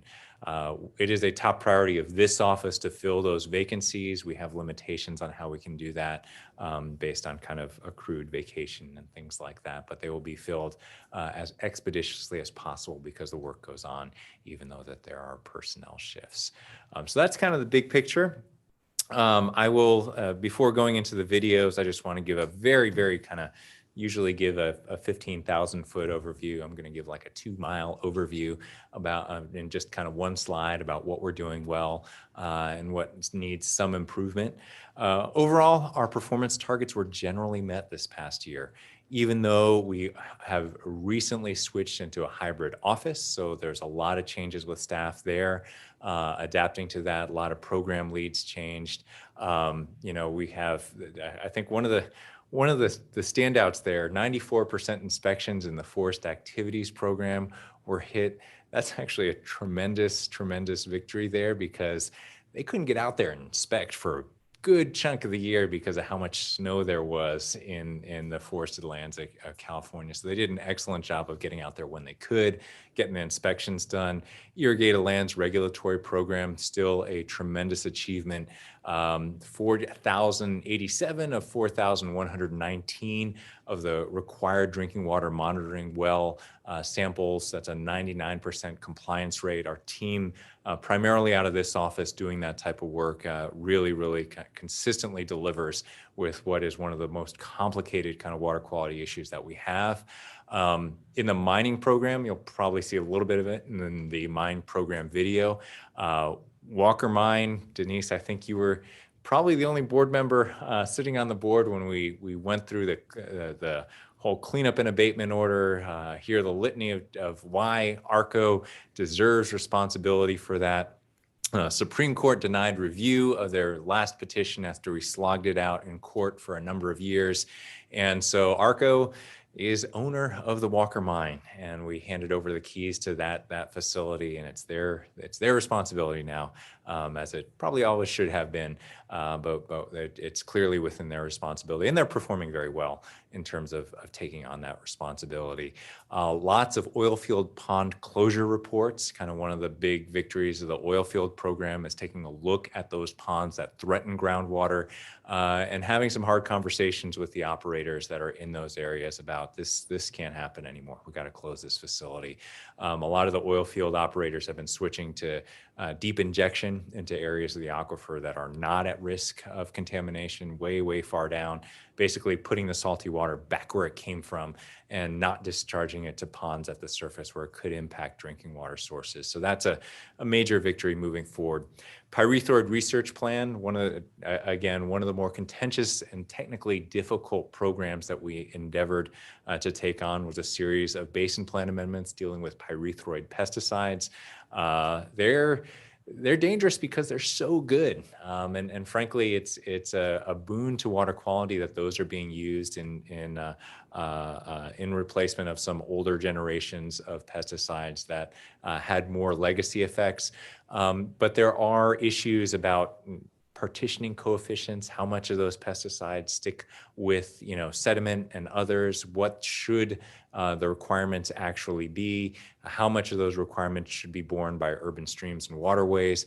The research plan to fill in the gaps of that knowledge was just released, I believe about a month ago, and the board will be hearing more of that, an information item and possible adoption under the TMDL program in the months to come. One of the areas that totally knocked it out of the park because it was raining a lot this year, industrial and construction stormwater inspections blew past their targets. 152% of industrial stormwater inspections, of the target industrial stormwater inspections conducted this past year. That's also due in part to new laws that require facilities who need an industrial stormwater permit. They cannot get their business license renewed if they do not show that their industrial permit is up and active at the state board. So that was actually a really kind of effective piece of legislation to make sure that those facilities got the permits that they needed, and our team was out there inspecting those permits. Construction starts were still relatively strong, and the construction stormwater team pursued a lot of inspections, and there's some significant settlements this year as well. Usually that's the prior year. That's kind of how the cycle goes. You develop your case for those folks who haven't complied, but there are some significant kind of settlements, ACL settlements in that sector as well. And last but not least, NPDES General Order was adopted, which is a major accomplishment for the NPDES program. In terms of challenges, the confined animal facilities, they didn't quite meet their target. We've got some new staff in that program area. And part of that is due to the fact that they were chasing the flooded facilities, making sure that they were reviewing kind of the maps, the inundation maps, to make sure that they were responding to the facilities that were flooding when you had the surge of water coming into the Tulare Lake Basin. In terms of water quality risk, it was relatively low, but it is something that we are working with State Board, Division of Drinking Water, and Division of Water Quality and Division of Water Rights as well, as we work to kind of make sure that that water will be protected as we move forward. Title 27, again, this is the really the landfill and composting operations. Didn't quite meet the targets in that program. Some transitions that are going to be happening, and a lot of really good work was done in that area. But we're going to work with a new program manager when we get them hired on to make sure that we're a little closer to hitting the performance targets for the next year. And again, last but not least, it's not necessarily a minus, not necessarily a plus, but adapting to the new workforce, the hybrid and operational needs of this office. We're still working through that. That's conversations happening at every single state agency, every single business throughout the state about what the standards should be for in-office appearances, what are the benefits, what are the drawbacks. I will say the state of California has fully committed to a hybrid workforce workforce. So I don't think that there's any going back there. But the question of whether 1 day a week, 2 days a week, 3 days a week is the adequate time is something that is still being actively debated. And it's tough sometimes. You know, we see other agencies that have adapted much more lenient in-office requirements, and losing staff to those agencies is something that's frustrating. But I know we are committed to a certain amount of in-office time, just so that we can be responsive to the public when they do come through our doors, or when we have to go out there and inspect a facility in an emergency situation, or come and do some work at the drop of a hat. We need some in-office staff. In addition, collaboration, mentorship, things like that are aided by in-office appearances. And not to say that we can't do those same things in a totally virtual workplace, but we're kind of working through those issues at the managerial level. Where to next? You've seen this before, continued implementation of CV salts, including the nitrate control program through the WDR program, irrigated lands, confined animals, and non-15. Continued improvements in workplace efficiency, hybrid workforce, managerial and staff development with all of those new program managers is a high priority for us. And last but not least, implementation of the racial equity goals. And those include the racial equity goals that are part of our resolution that we work for in the water quality programs, as well as diversifying the staff and continue to make sure that we have diverse recruitment pools and diverse recruitment efforts. And even though that's driven partially by, or mostly by State Board, we're working with them, the Division of Administrative Services, to make sure that we have the tools at the manager's disposal to reach out and recruit diverse candidates to our offices. And with that, I will have some questions really quick before we launch into the videos. I'll just comment. I'm looking at the list, and the accomplishments are tremendous during the times that we've been, experiencing, from the pandemic to all of the other issues that come before us. It's a tremendous accomplishment. The challenges, we expect those, and as you indicated, we're going to press forward to make sure that we address them. So kudos to the staff and the executive team for the tremendous work that you guys continue to do. Well, thank you. Thank you. I know one of the things that we've been, taking our cues from the board and letting staff and letting managers be as creative as possible to meet those targets, and work with staff to make sure that we're still hitting the metrics. And the world is changing, and of course we're hearing that COVID's back. There's a new generation, new iteration. So we're going to continue to try and make sure that we have the safest workplace possible while still hitting all of the performance objectives that we set for ourselves. A quick question on the stormwater program and the water quality certification program in this post-SACIT world. In terms of available resources, obviously our jurisdiction was greatly enlarged. Can you guys give us a picture of what that looks like for the regulated community in terms of timing of permits and capacity? And I think it's something that we're still puzzling out. I know, the State Board, like the messaging coming from higher levels at State Board, is we got it handled. But I will say, kind of for your viewpoint, we did see a significant dip in the amount of water quality certifications in the first quarter of this year, post-SACIT. I think it's about a 25% dip. Now, part of that is due to, just cyclical components. The increase in interest rates obviously has an impact on new construction starts, but that doesn't quite explain all of it.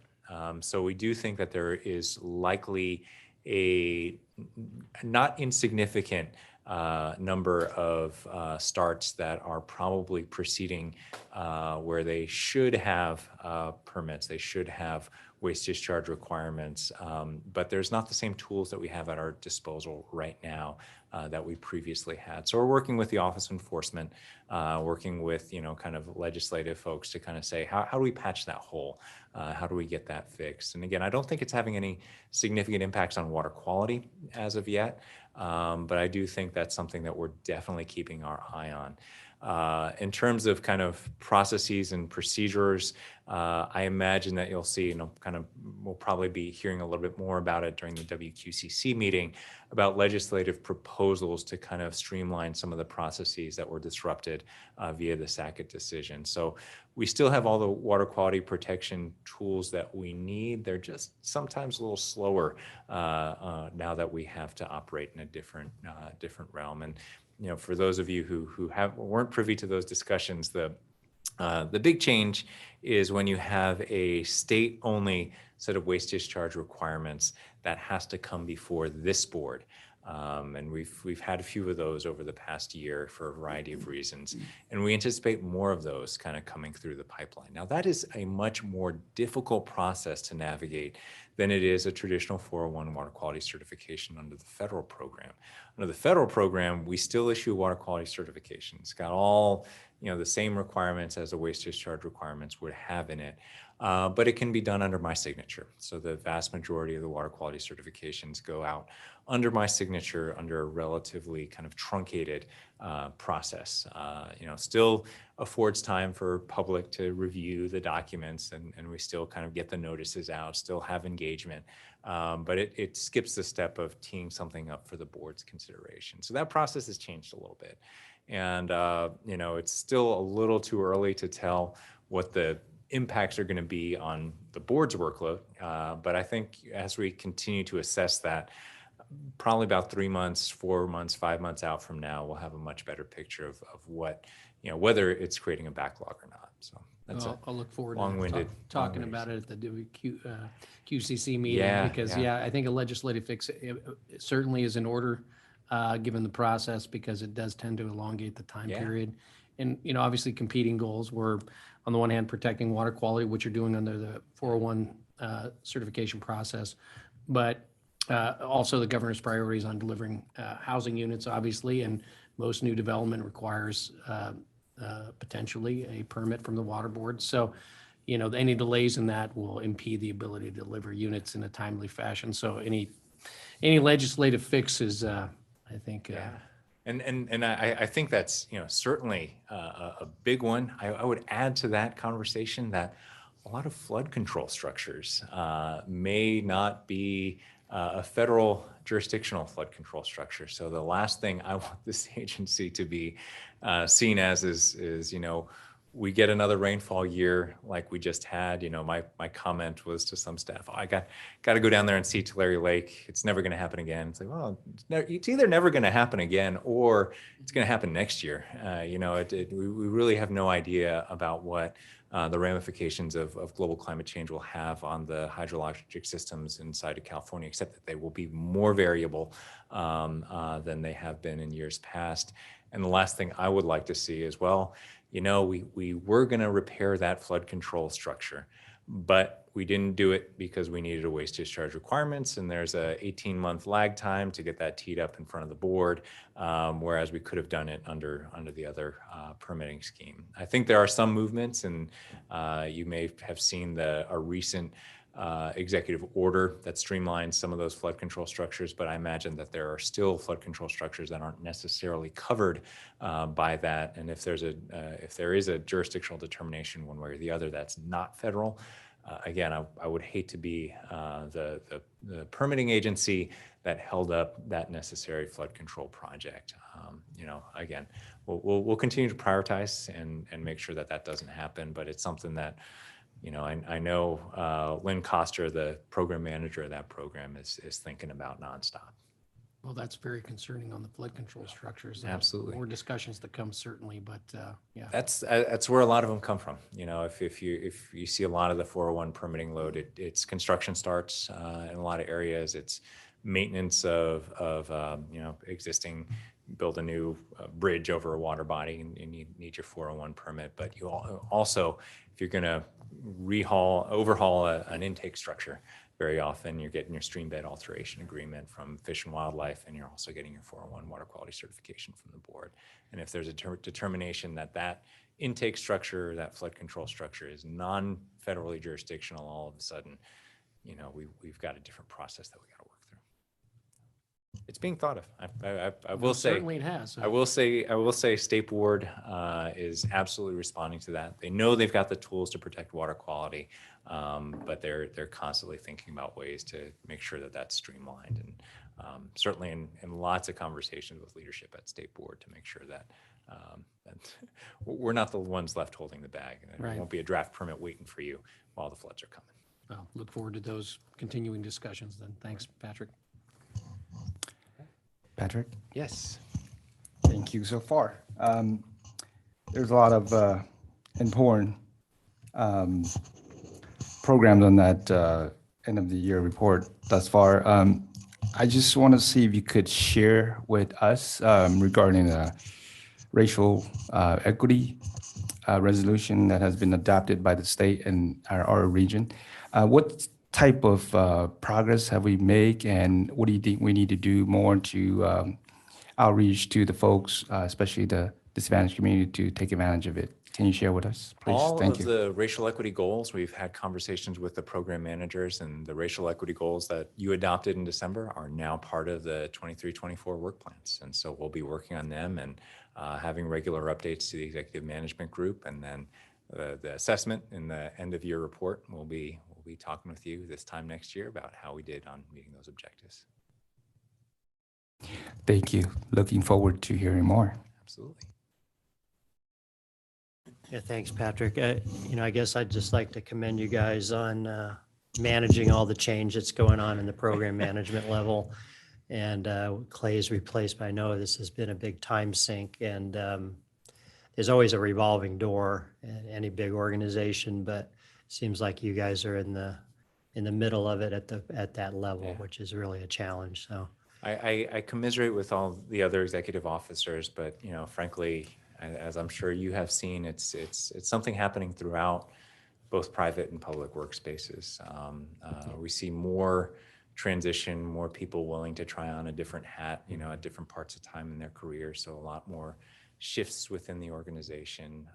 The jobs are out there, right? We have unemployment still at unbelievably low numbers. And so folks who want to try something different out, they do try something different out. But I think internally, really trying to place an emphasis on mentorship, place an emphasis on, retaining the talented staff that we have. I talk with every single one of the staff people that get hired on, regardless of which office, and say, and my leadership team obviously knows this, but everyone from a new scientific aide to a new senior engineer that gets hired onto this board, they hear the message directly from me that we do have an open door policy. If you've got questions, concerns about your career trajectory, about how you want to advance within this organization, about opportunities that are out there, we are here for you to help you develop your career. And I think it's the statement I've said virtually everybody. I'm grateful that we have a big enough organization that people can try on different things. You can jump from a permitting to an enforcement to a planning over the course of your career here. But we're small enough that we can have that individual attention from the executive team in your development and in your workplace. I know it came up in the meetings just yesterday that we have with our executive team. I think one of the things that I know Clint is most proud of in his office is that he has an extraordinary number of his team that have advanced from a scientific aide into a full-time position at his organization, whether it's a geologist, they get their geology degree, whether it's, kind of moving into a full scientist position. I think that's a really strong credit to the development that we have within our organization and our leadership's ability to mentor people and say, this is, if you want to work here, if you want to kind of increase your pay, increase your responsibility, here's the roadmap for doing it, and we'll be with you. And I think the fact that they come back and take those positions is a testament to, to that work that we put in. Well, yeah, and I think a lot of the staff appreciate that the mission of water quality in the Central Valley is such an important aspect of their career that hopefully they won't move on to a job in some lesser agency in the state. Absolutely. So thanks, Patrick. All right. And I didn't bring popcorn for you, but we can launch right into the videos at this point.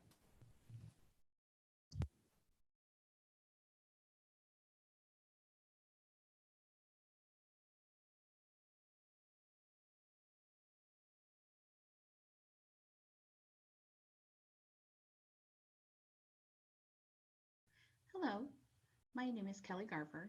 I'm the Administrative Officer and Administrative Support Program Manager for the Central Valley Water Board.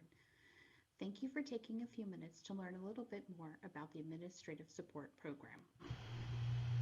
Our administrative program staff play a key role in our infrastructure, not only in the day-to-day operations, but also working within the regulatory programs to ensure that our staffing resources are used efficiently.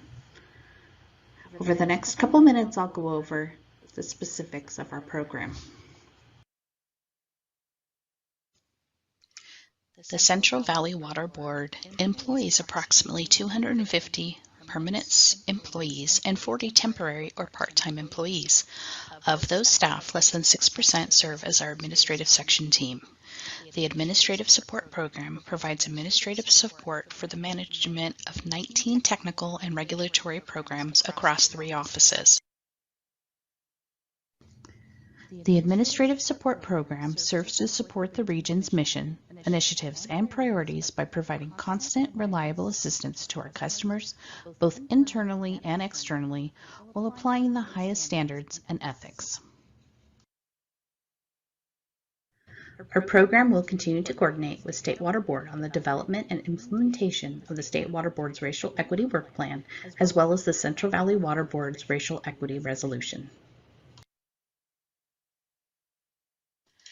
The Administrative Support Program is responsible for a wide range of tasks, including but not limited to financial operations, staff development, and front office support. More specifically, we provide contract and grant development and management, laboratory support, assisting with lab testing services and acquiring lab supplies, general building operations, including record keeping, using record retention schedules established in conjunction with State Board and CalRIM, procurement support to facilitate the acquisition of necessary goods and services, health and safety support services, and human resources management, including recruitment, training, and fostering a positive work environment.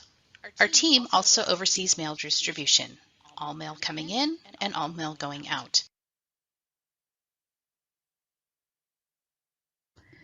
Administrative staff are also responsible for overseeing and managing the daily operation of the region's fleet. In total, we oversee 28 fleet vehicles, including electric vehicles and on-site electric vehicle chargers, 2 boats, and 5 ATVs. Our administrative team in each office also supports the California Integrated Water Quality System, also known as CWIX, which is one of the Water Board's primary systems for tracking regulatory data. All documents submitted for publishing to the Regional Board's Internet must be accessible to people with disabilities. Our admin team helps staff learn how to create new accessible documents and remediate existing documents to be accessible. Our training liaisons serve as the point of contact for all training needs and information between employees and the Water Board's Training Services Office. Our team also provides assistance and answers questions about making travel arrangements and reservations, setting up new CalAiders and Concord travel accounts, and assist staff when they seek reimbursement upon returning from travel. Our admin program also oversees facility management, which involves overseeing and maintaining the physical assets and resources of our buildings and facilities. It encompasses a wide range of tasks such as maintenance, repairs, security, cleaning, space planning, and energy management. Our administrative support team plays a crucial role in assisting during board meetings, ensuring the smooth execution of proceedings and enhancing overall efficiency. Thank you for taking time to learn a little more about the Central Valley Water Board's Administrative Support Program. If you have questions or are interested in additional information about this program, please contact or email info5@waterboards.ca.gov. Thank you. Hi, I'm Dale Harvey with the Central Valley Regional Water Quality Control Board. I'm a supervising engineer out of the Fresno office, and I'm also the board's Confined Animal Facilities Program Manager. Over the next few minutes, I will provide a brief overview of the program. Confined animal facilities are those where livestock are confined and provided feed for a significant part of the year. This is opposed to grazing, where livestock are spread out more and rely on forage that grows in pastures or naturally occurring grassland areas. There are about 1,600 confined animal facilities in the Central Valley. Most of these, about 70%, are dairies. The dairies range in size from less than 100 animals to over 19,000 animals. Dairies in the northern part of the region tend to be smaller, averaging about 1,500 animals each, and dairies in the southern part are larger, averaging about 3,300 animals each.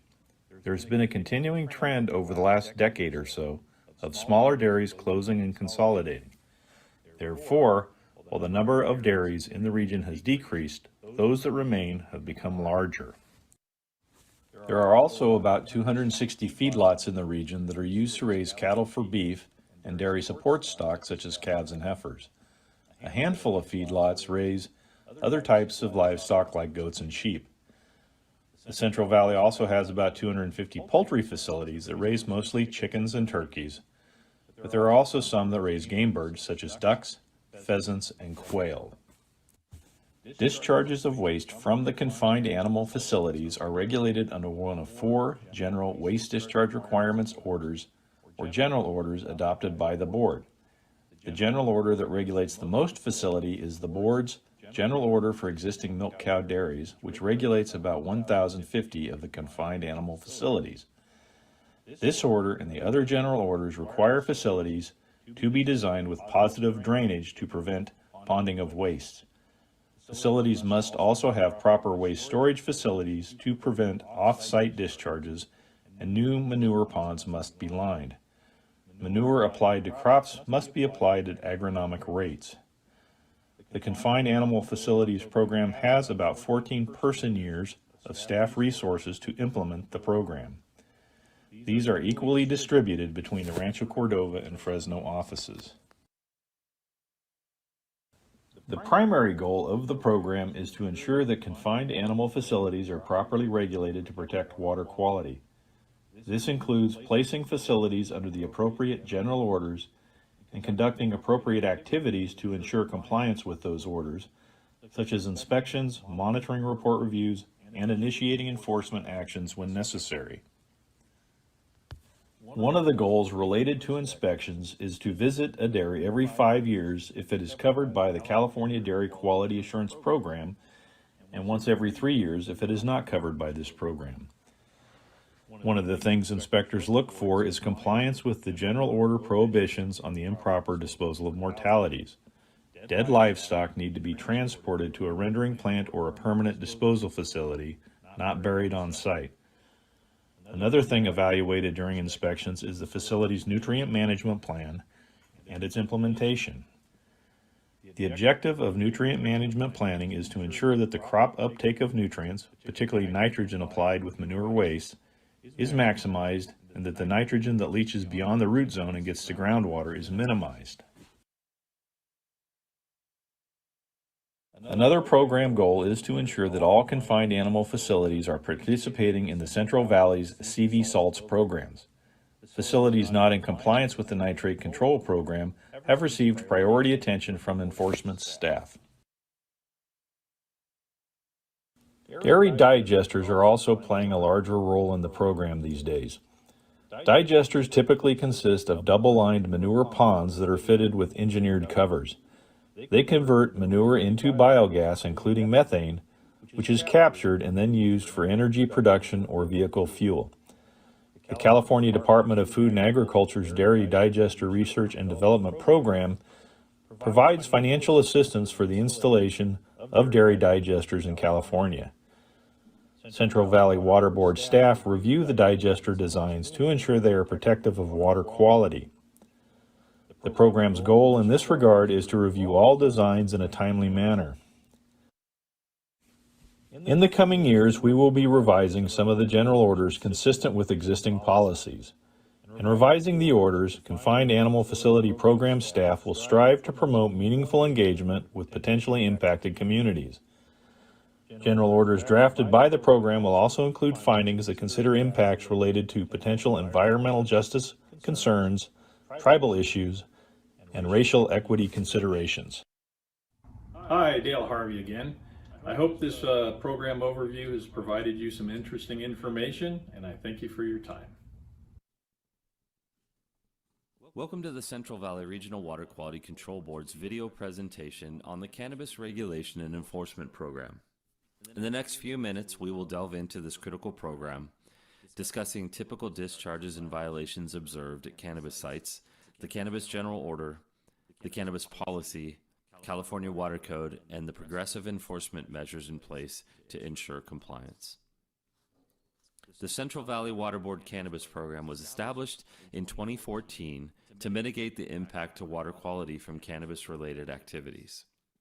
The Cannabis Program closely coordinates with the California Department of Fish and Wildlife, scientists and wardens, local law enforcement, county code enforcement, the Division of Water Rights, and the Office of Enforcement to protect water quality, enforce on illegal cannabis cultivation grows, and ensure implementation of best management practices on cannabis sites. As we explore the Cannabis Regulation and Enforcement Program, it's important to acknowledge the potential environmental impacts associated with cannabis cultivation.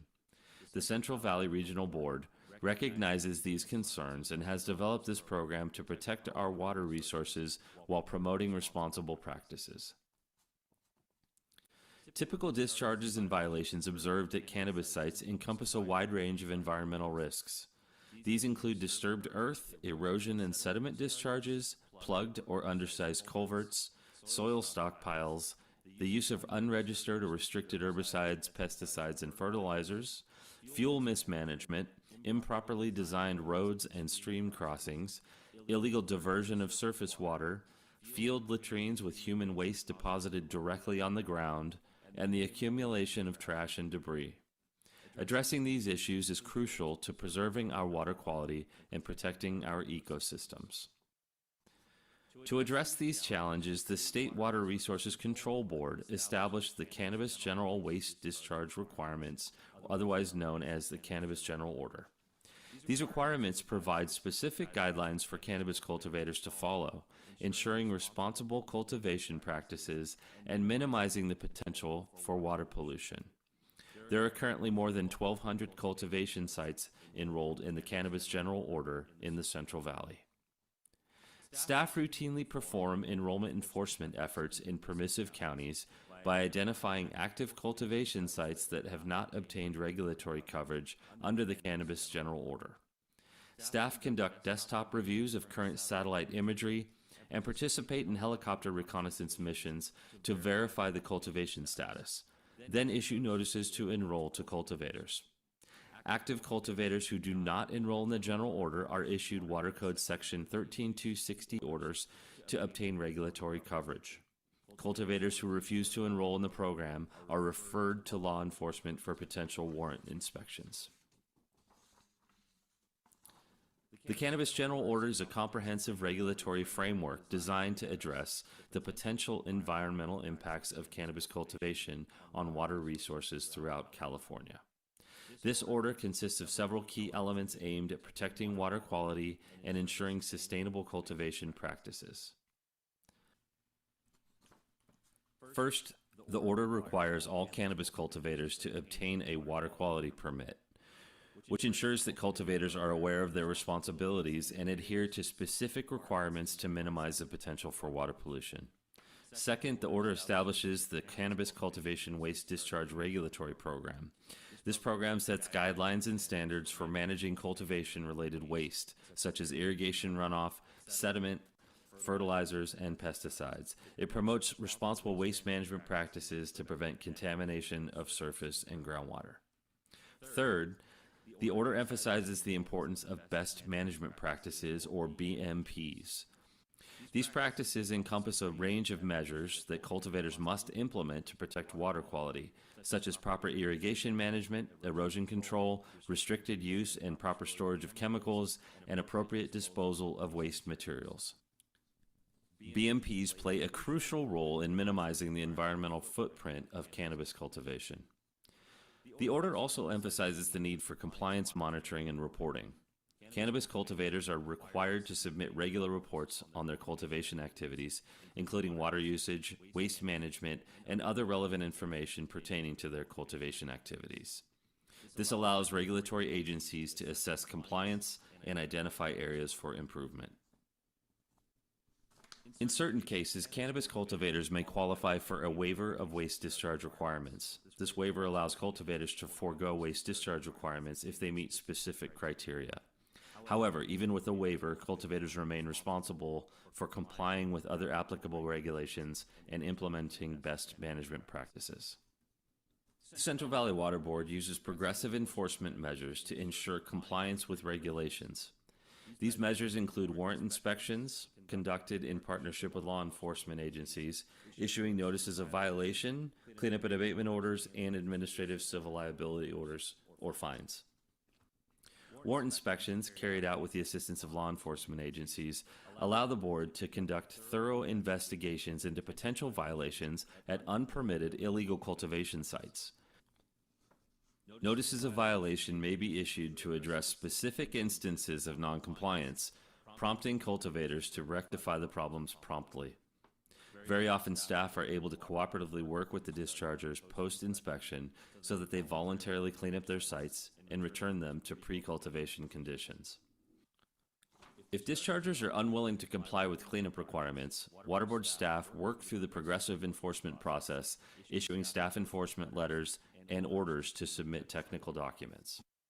In more severe cases, cleanup and abatement orders are issued by the Regional Board requiring immediate action to mitigate pollution and restore impacted areas.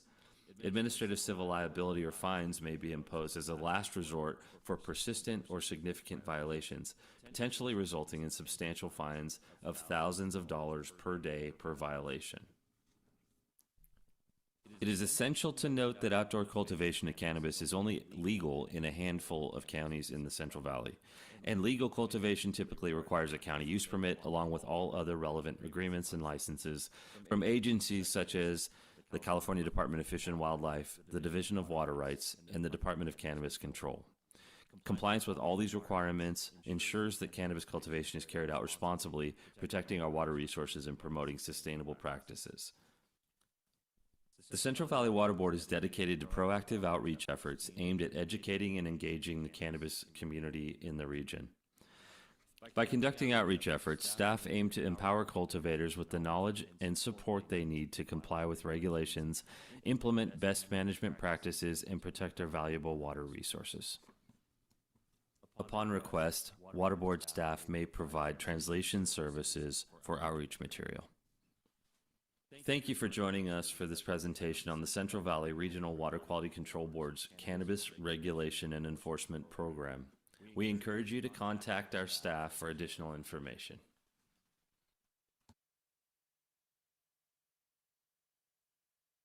Hello, my name is Chris Flower, and I manage the Central Valley Water Board Site Cleanup Program. I'm going to provide a summary of the program's objectives and core activities and introduce the Site Cleanup Program team. I'll also discuss the laws and regulations that staff use to manage their projects. In addition, I'll present the program's priorities and close with recent challenges and accomplishments. The Site Cleanup Program regulates the cleanup of contaminated groundwater, surface water, soil, and soil gas. Cases that site cleanup staff manage are contaminated from various commercial and industrial uses and include chemicals such as chlorinated solvents, petroleum hydrocarbons, pesticides, herbicides, heavy metals, and more. Program staff regulate cleanup cases in the private sector and in the federal sector, including Department of Defense sites. The Central Valley Site Cleanup Program works on over 1,000 private sector sites and over 275 federal sites. Program staff track site progress to ensure steps are being taken to reduce the risk presented to receptors. This progress tracking includes meeting with dischargers, environmental consultants, and conducting routine site visits. Cleanup staff review technical correspondences, including reports and work plans, and prepare technical correspondences of their own. Staff also takes steps to ensure the public and our stakeholders are involved in the cleanup process. Staff collaborate with other programs in the Central Valley Water Board and work alongside county health departments, the Department of Toxic Substances Control, the Office of Environmental Health Hazard Assessment, and the Environmental Protection Agency. The site cleanup program utilizes approximately 29 PYs distributed across technical, administrative, and executive staff in all 3 of the region's offices. The program reports through our executive sponsor, Assistant Executive Officer JJ Baum. The program has 5 technical staff in our Reading office, 6 technical staff in our Fresno office, and 27 technical staff in our Rancho Cordova office. Some of these staff provide support to other programs in their daily workload. The site cleanup program utilizes several laws, regulations, and resolutions to regulate the cleanup of contaminated sites. Staff apply the California Water Code, including sections 13304 and 13267, to require dischargers clean up and abate waste, or to require dischargers to submit monitoring reports. Staff also lean on the Water Quality Control Plan for the Sacramento River and San Joaquin River basins. Staff also use several state water board resolutions, including Resolution 9249 and Resolution 6816. For federal cleanup sites and for Superfund sites, staff follow the CERCLA process.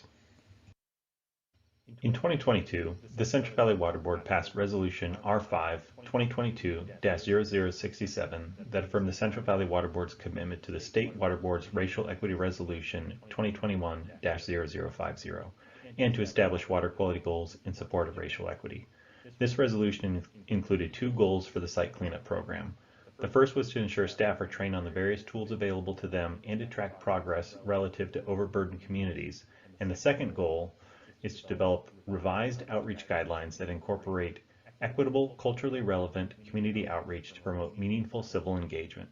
Staff have developed training guides for existing staff and for onboarded staff to address the first goal, and are continuing to work with the State Water Board's Communications Office to achieve the second goal.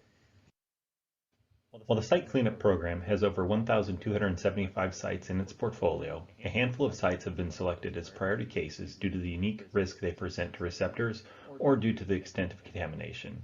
Included in these priority cases are the Union Pacific Dunsmuir case, where historical petroleum hydrocarbon releases have resulted in discharges to the Sacramento River.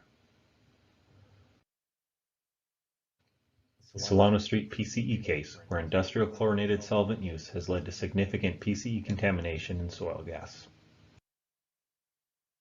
The Sacramento Rail Yards project, one of the largest brownfield projects in the U.S. The McClellan Air Force Base, an air base being transferred to beneficially used private property.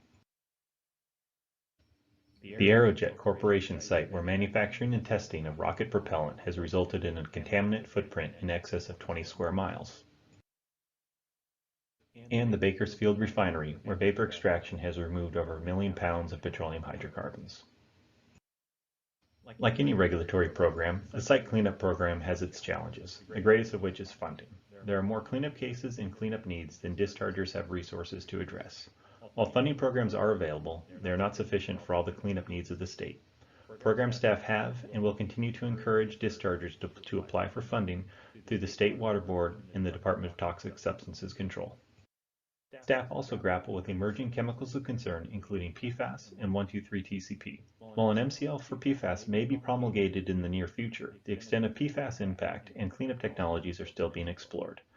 1,2,3-TCP presents an ongoing challenge due to the extent of impact from regional agricultural use, as well as the presence of point and non-point source discharges. Staff will continue to stay informed on the development of regulatory approaches to address these contaminants. While the program faced challenges during the 22-23 fiscal year, the staff had numerous successes as well. In the fiscal year, staff closed 35 site cleanup cases, moved 21 cleanup cases from an investigation phase to the remediation phase, moved 15 cases from the stalled or backlogged list by concluding that the site could be closed or by engaging a discharger to resume site action, reviewed over 500 technical documents, and responded to over 2,000 Office of Emergency Service reports. For your interest in the Central Valley Water Board's site cleanup program, you can visit our cleanup program page using the web address below for more information. And again, thank you. All right. So think you're getting a flavor for this. I know we didn't order lunch for you today. So my suggestion would be we will certainly provide all of these to you when they come up on the website. And if you would like to kind of view another one or two or three of these, we can certainly play them. If there's any kind of requests out there, we can play those. And then we do have a closed session item that we need to discuss as well. But I did the time, and there's about an hour left of these, so don't want to starve my board. But if there's any requests for particular water quality programs, we've got a few out there.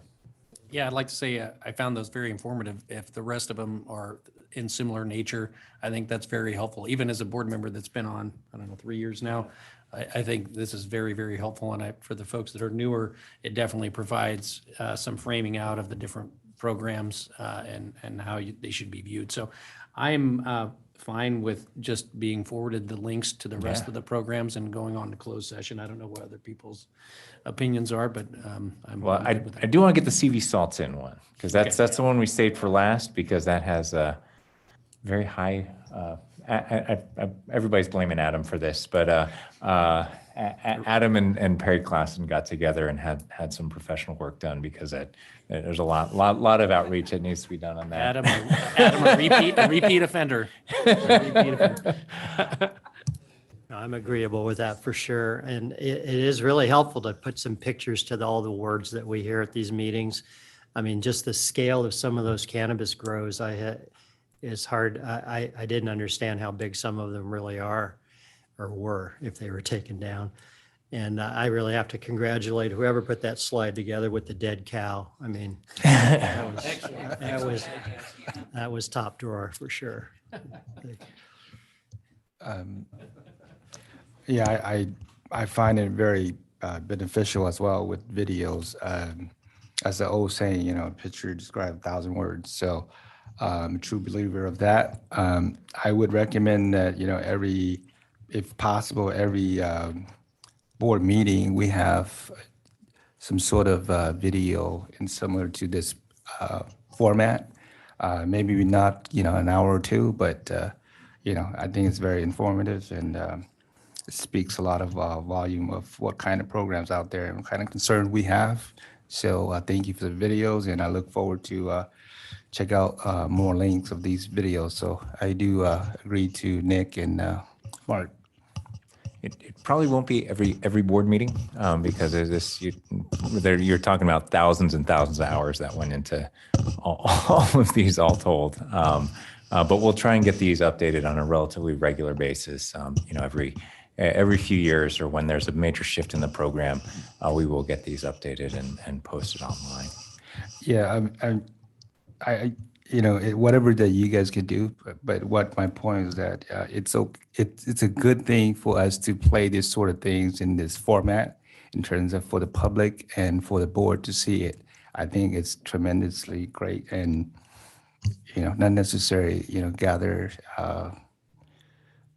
multiple videos, but we could kind of play one by one or three in each board meeting, see whatever that we already have recorded. But to me, the goal is to be transparent in the public board meeting. Thank you. But this is also something we can have on our website, our homepage as well, for people. They will be there, front and center. If you go to the Irrigated Lands program, you'll see Sue in her video. And likewise, go to Oil Field and you'll see Alex on his. And I do think it also, to a certain level, it associates, the program with a face too. We're not necessarily a faceless bureaucracy. There's actual program managers and people working on that. And so you see staff featured in a lot of those videos, like the Confined Animals program. You got to see Dale in his lobster shirt, and as well as the other staff that are working in that program. So it's more than just letters going back and forth. There's actual people who are reviewing those reports and doing those inspections.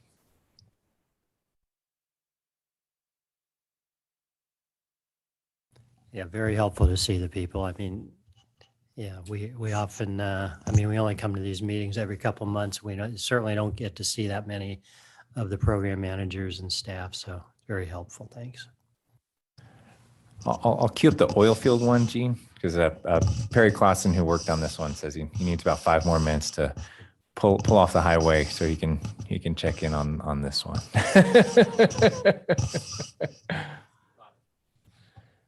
I don't know. Bruce? Was that a request for the irrigated lands one?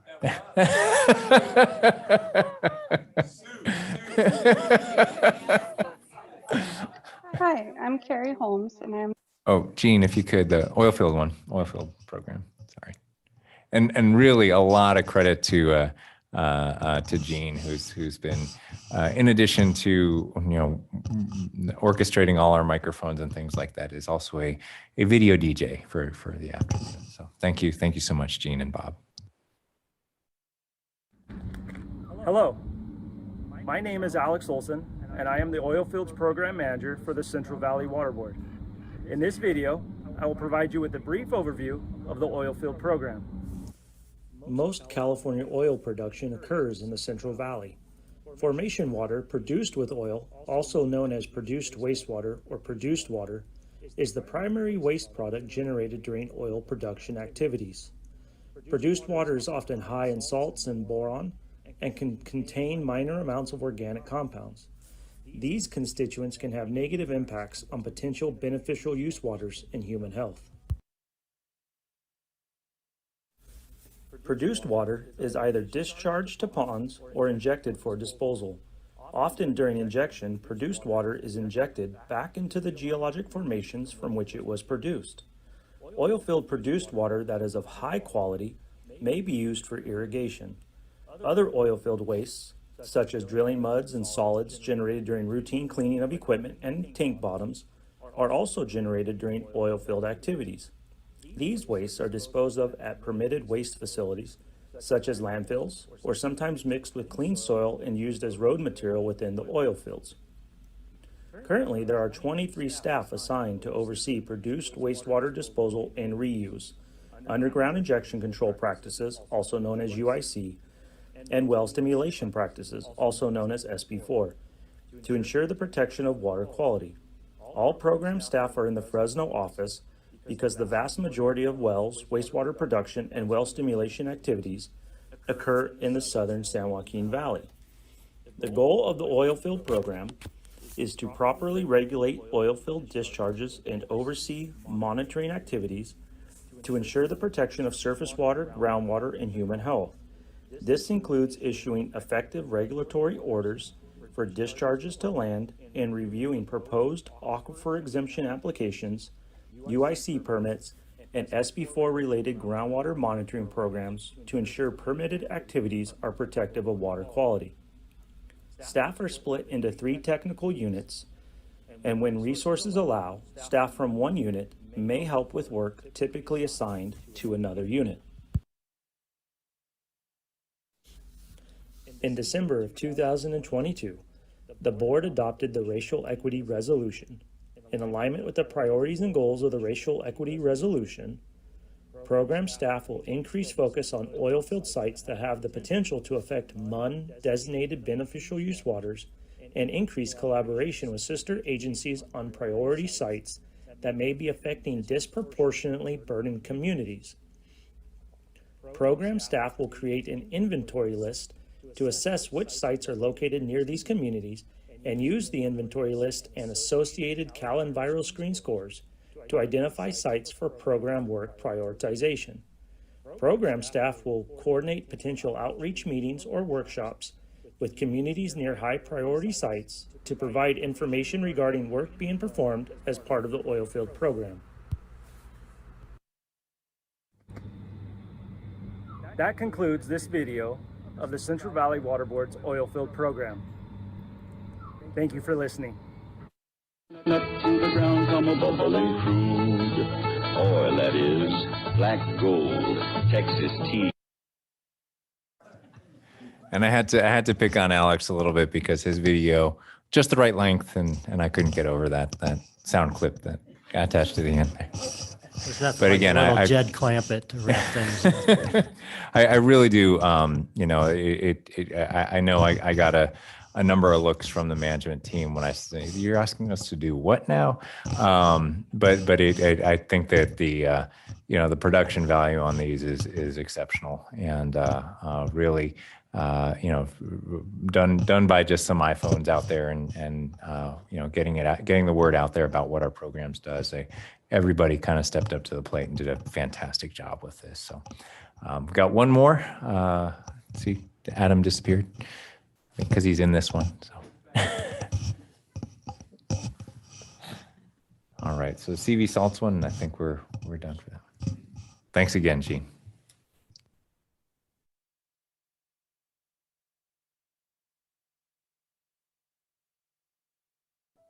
The Central Valley, vast by any measure, 450 miles long, 6 million acres of irrigated cropland, more than 200 cities and towns, and over 6.5 million people. Equally vast are the water supply systems that supply the regional population and food production ecosystem.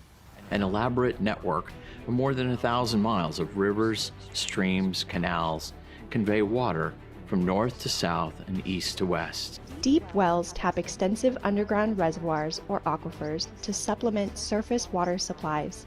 Human activity in the Central Valley over the last 200 years has led to substantial impacts to these valuable water sources. Drinking water wells in some regions contaminated with nitrate. Salt levels so high that fruit and vegetable crops can't be grown in some regions.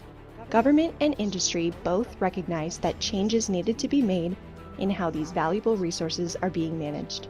Equally important, creating solutions that preserve the agricultural-based economy of the Central Valley, an economy that supports families and produces food for California, the U.S., and the world.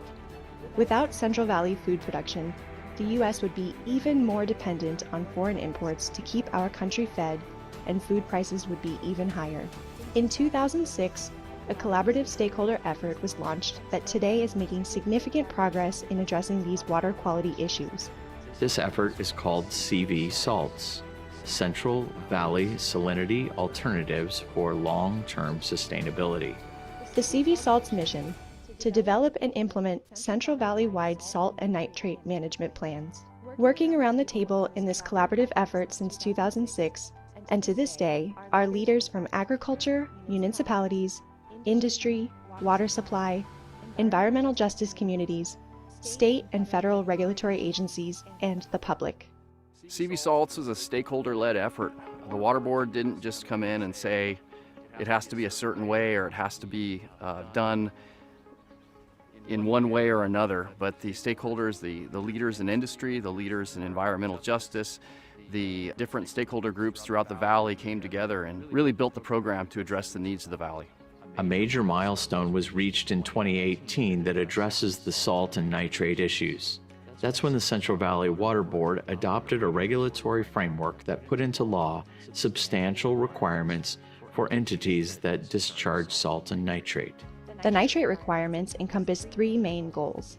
Reduce nitrate loading so that ongoing discharges from all controllable sources neither threaten to degrade high-quality waters nor cause or contribute to exceedances of water quality objectives. Ensure that groundwater users whose wells are impacted with nitrate are provided safe drinking water. Implement long-term managed restoration of impaired water bodies.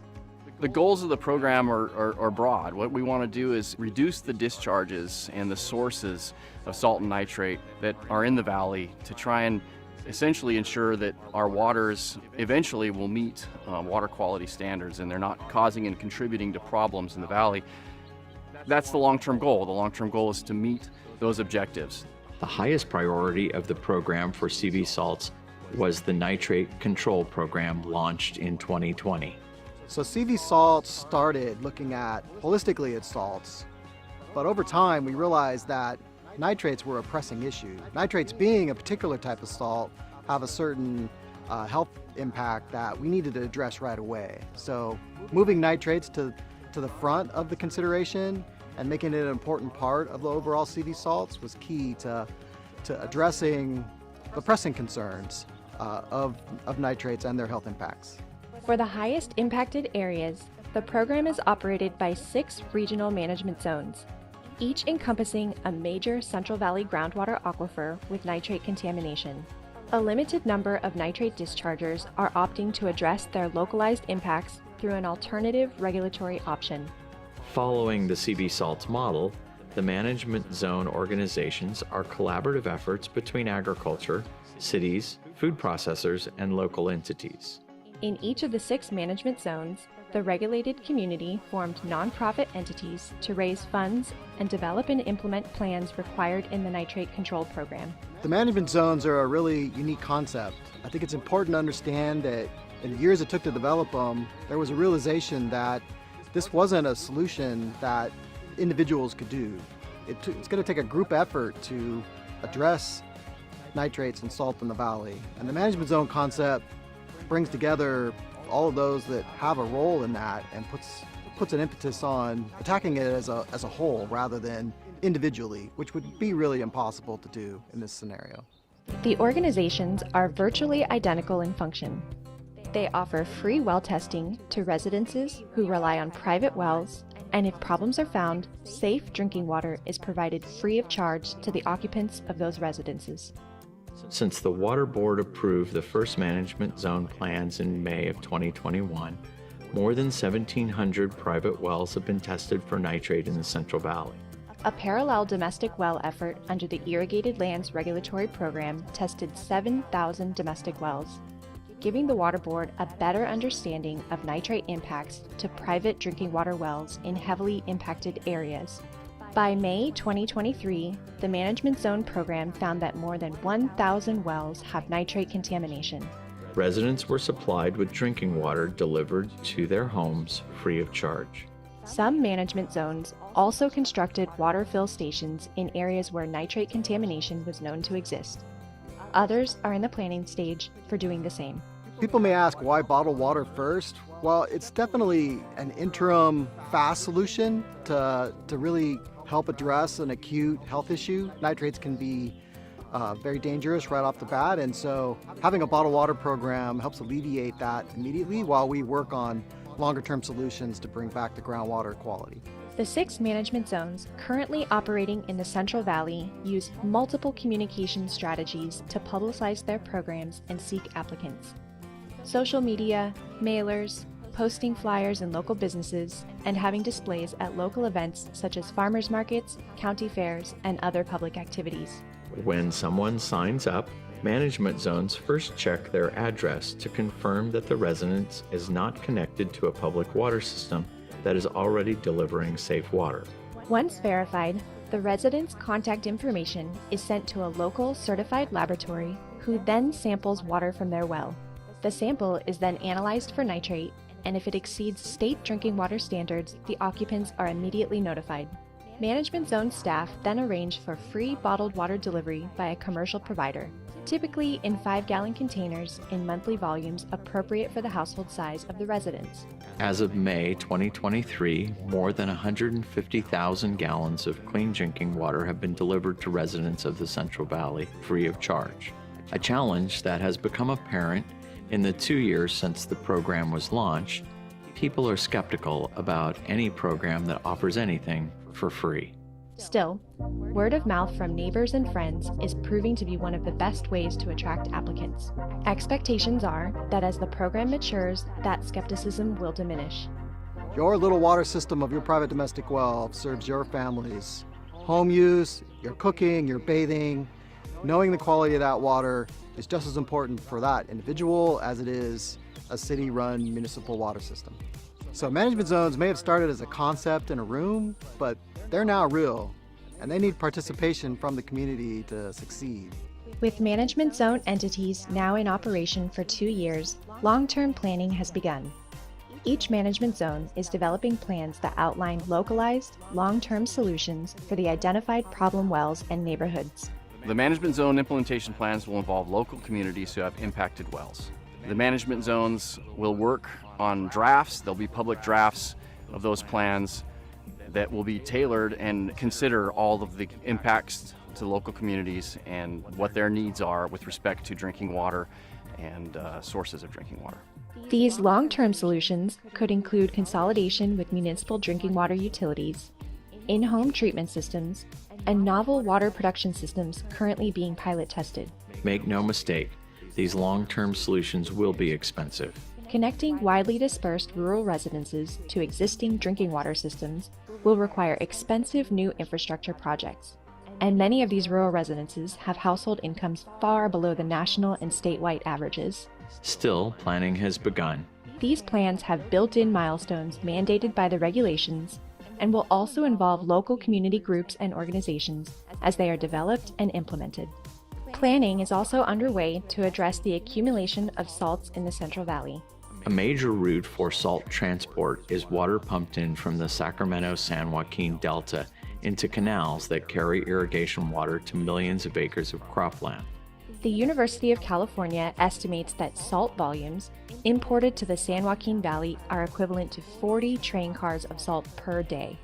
As recently as 2020, salt accumulation had resulted in 250,000 acres of cropland being taken out of production. Another 1.5 million acres of cropland is salinity impaired.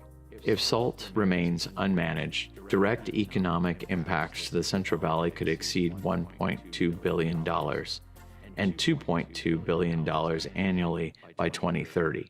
Those economic impacts result from reduced crop yield due to plant stress, or limiting crops such as fruits and vegetables from even being planted on salt-impacted farmland. Because salts affect such a vast area of the Central Valley, the Water Board and stakeholders will first focus resources and efforts on those areas where the problems are most severe. This CV Salts initiative is called the Prioritization and Optimization Study that is now underway on a 10-year time schedule. CV Salts, the industry stakeholders in CV Salts, and the program as a whole is tasked with doing this study. And industry is essentially tasked with financing this study over 10 years, roughly a $10 million study that will, again, basically look at salt movement in the valley, figure out where it's concentrating, where problems are, and try to implement and develop solutions that can be implemented to manage salt sustainably so that long time into the future we can have a thriving agricultural industry, we can have thriving drinking water sources. As the initiative name implies, the areas already identified with salt problems need to be prioritized so any efforts undertaken can have the most beneficial impact. The P&O study is going to be a valley-wide study that looks at salt movement throughout the whole Central Valley, looks at the different sources throughout the whole Central Valley, takes that information and really needs to come up with a plan, potential projects, and potential ways to manage salt sustainably in the Central Valley. Salt in the Central Valley currently is not managed sustainably. And because there are limited resources available to pay for what are expected to be expensive solutions, projects need to be identified that will optimize use of any funds directed to the initiative. Now, 17 years since its inception, CV Salts has shown that a collaborative stakeholder process can produce viable plans and solutions to the salt and nitrate problems in the Central Valley. Creating long-term solutions, be it for nitrate or salts, pose huge challenges in gaining local buy-in and designing and building infrastructure for local solutions. Still, those involved with CV Salts are addressing these challenges head-on. Driving their determination is knowing that their efforts can help ensure the Central Valley continues as a home for people and the food basket of the nation.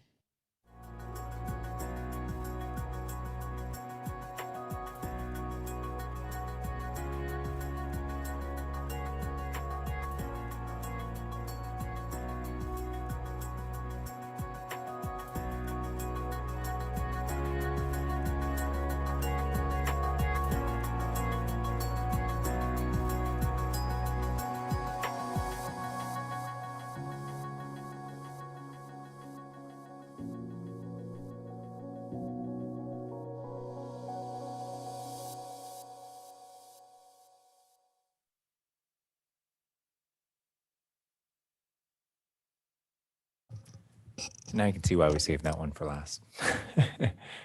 And I do want to thank Adam, who stepped up. I think I was in the Reading office that particular day when they were shooting, so sent him into harm's way in front of the camera to do those parts. So really hope that will be a tool. You know, there's still a lot of skepticism for the CV Salts program out there, even though it has a lot of successes. So this one was particularly important to be successful. Yeah, I wanted to comment my first time serving on the board. I think it was in 2015 that the presentation was done by the former executive officer, Pamela. And at that time, it was about a 3-hour presentation, sleepy, long narrative.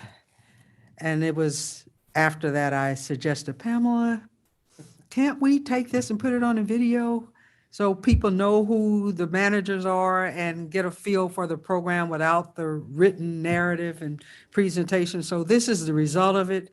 I'm very happy. I mean, it's gotten even better. And thanks to Jean for being the one that's helping pull it all together. But the point being is that this is valuable information to the public. And most of the time, no one's going to read and sit through a long, drawn-out process. But when you can physically watch, know who the managers are, know the program, and see how it all comes together, it's a visual thing, and it makes much more sense. So I'm really pleased at the results of this and the improvements that have been made by the staff. And at any point in time when you want to know about it, instead of going to that page, clicking and reading through a whole bunch of stuff, you have a 3-5 minute narrative, with photos and everything that gives you a full understanding of the programs and what the Central Valley Water Board staff does. So thank you for listening and making this something that is meaningful to the public. Yeah. I thank you, Denise, and the board who came before me for voted for this format to be implemented. I love it.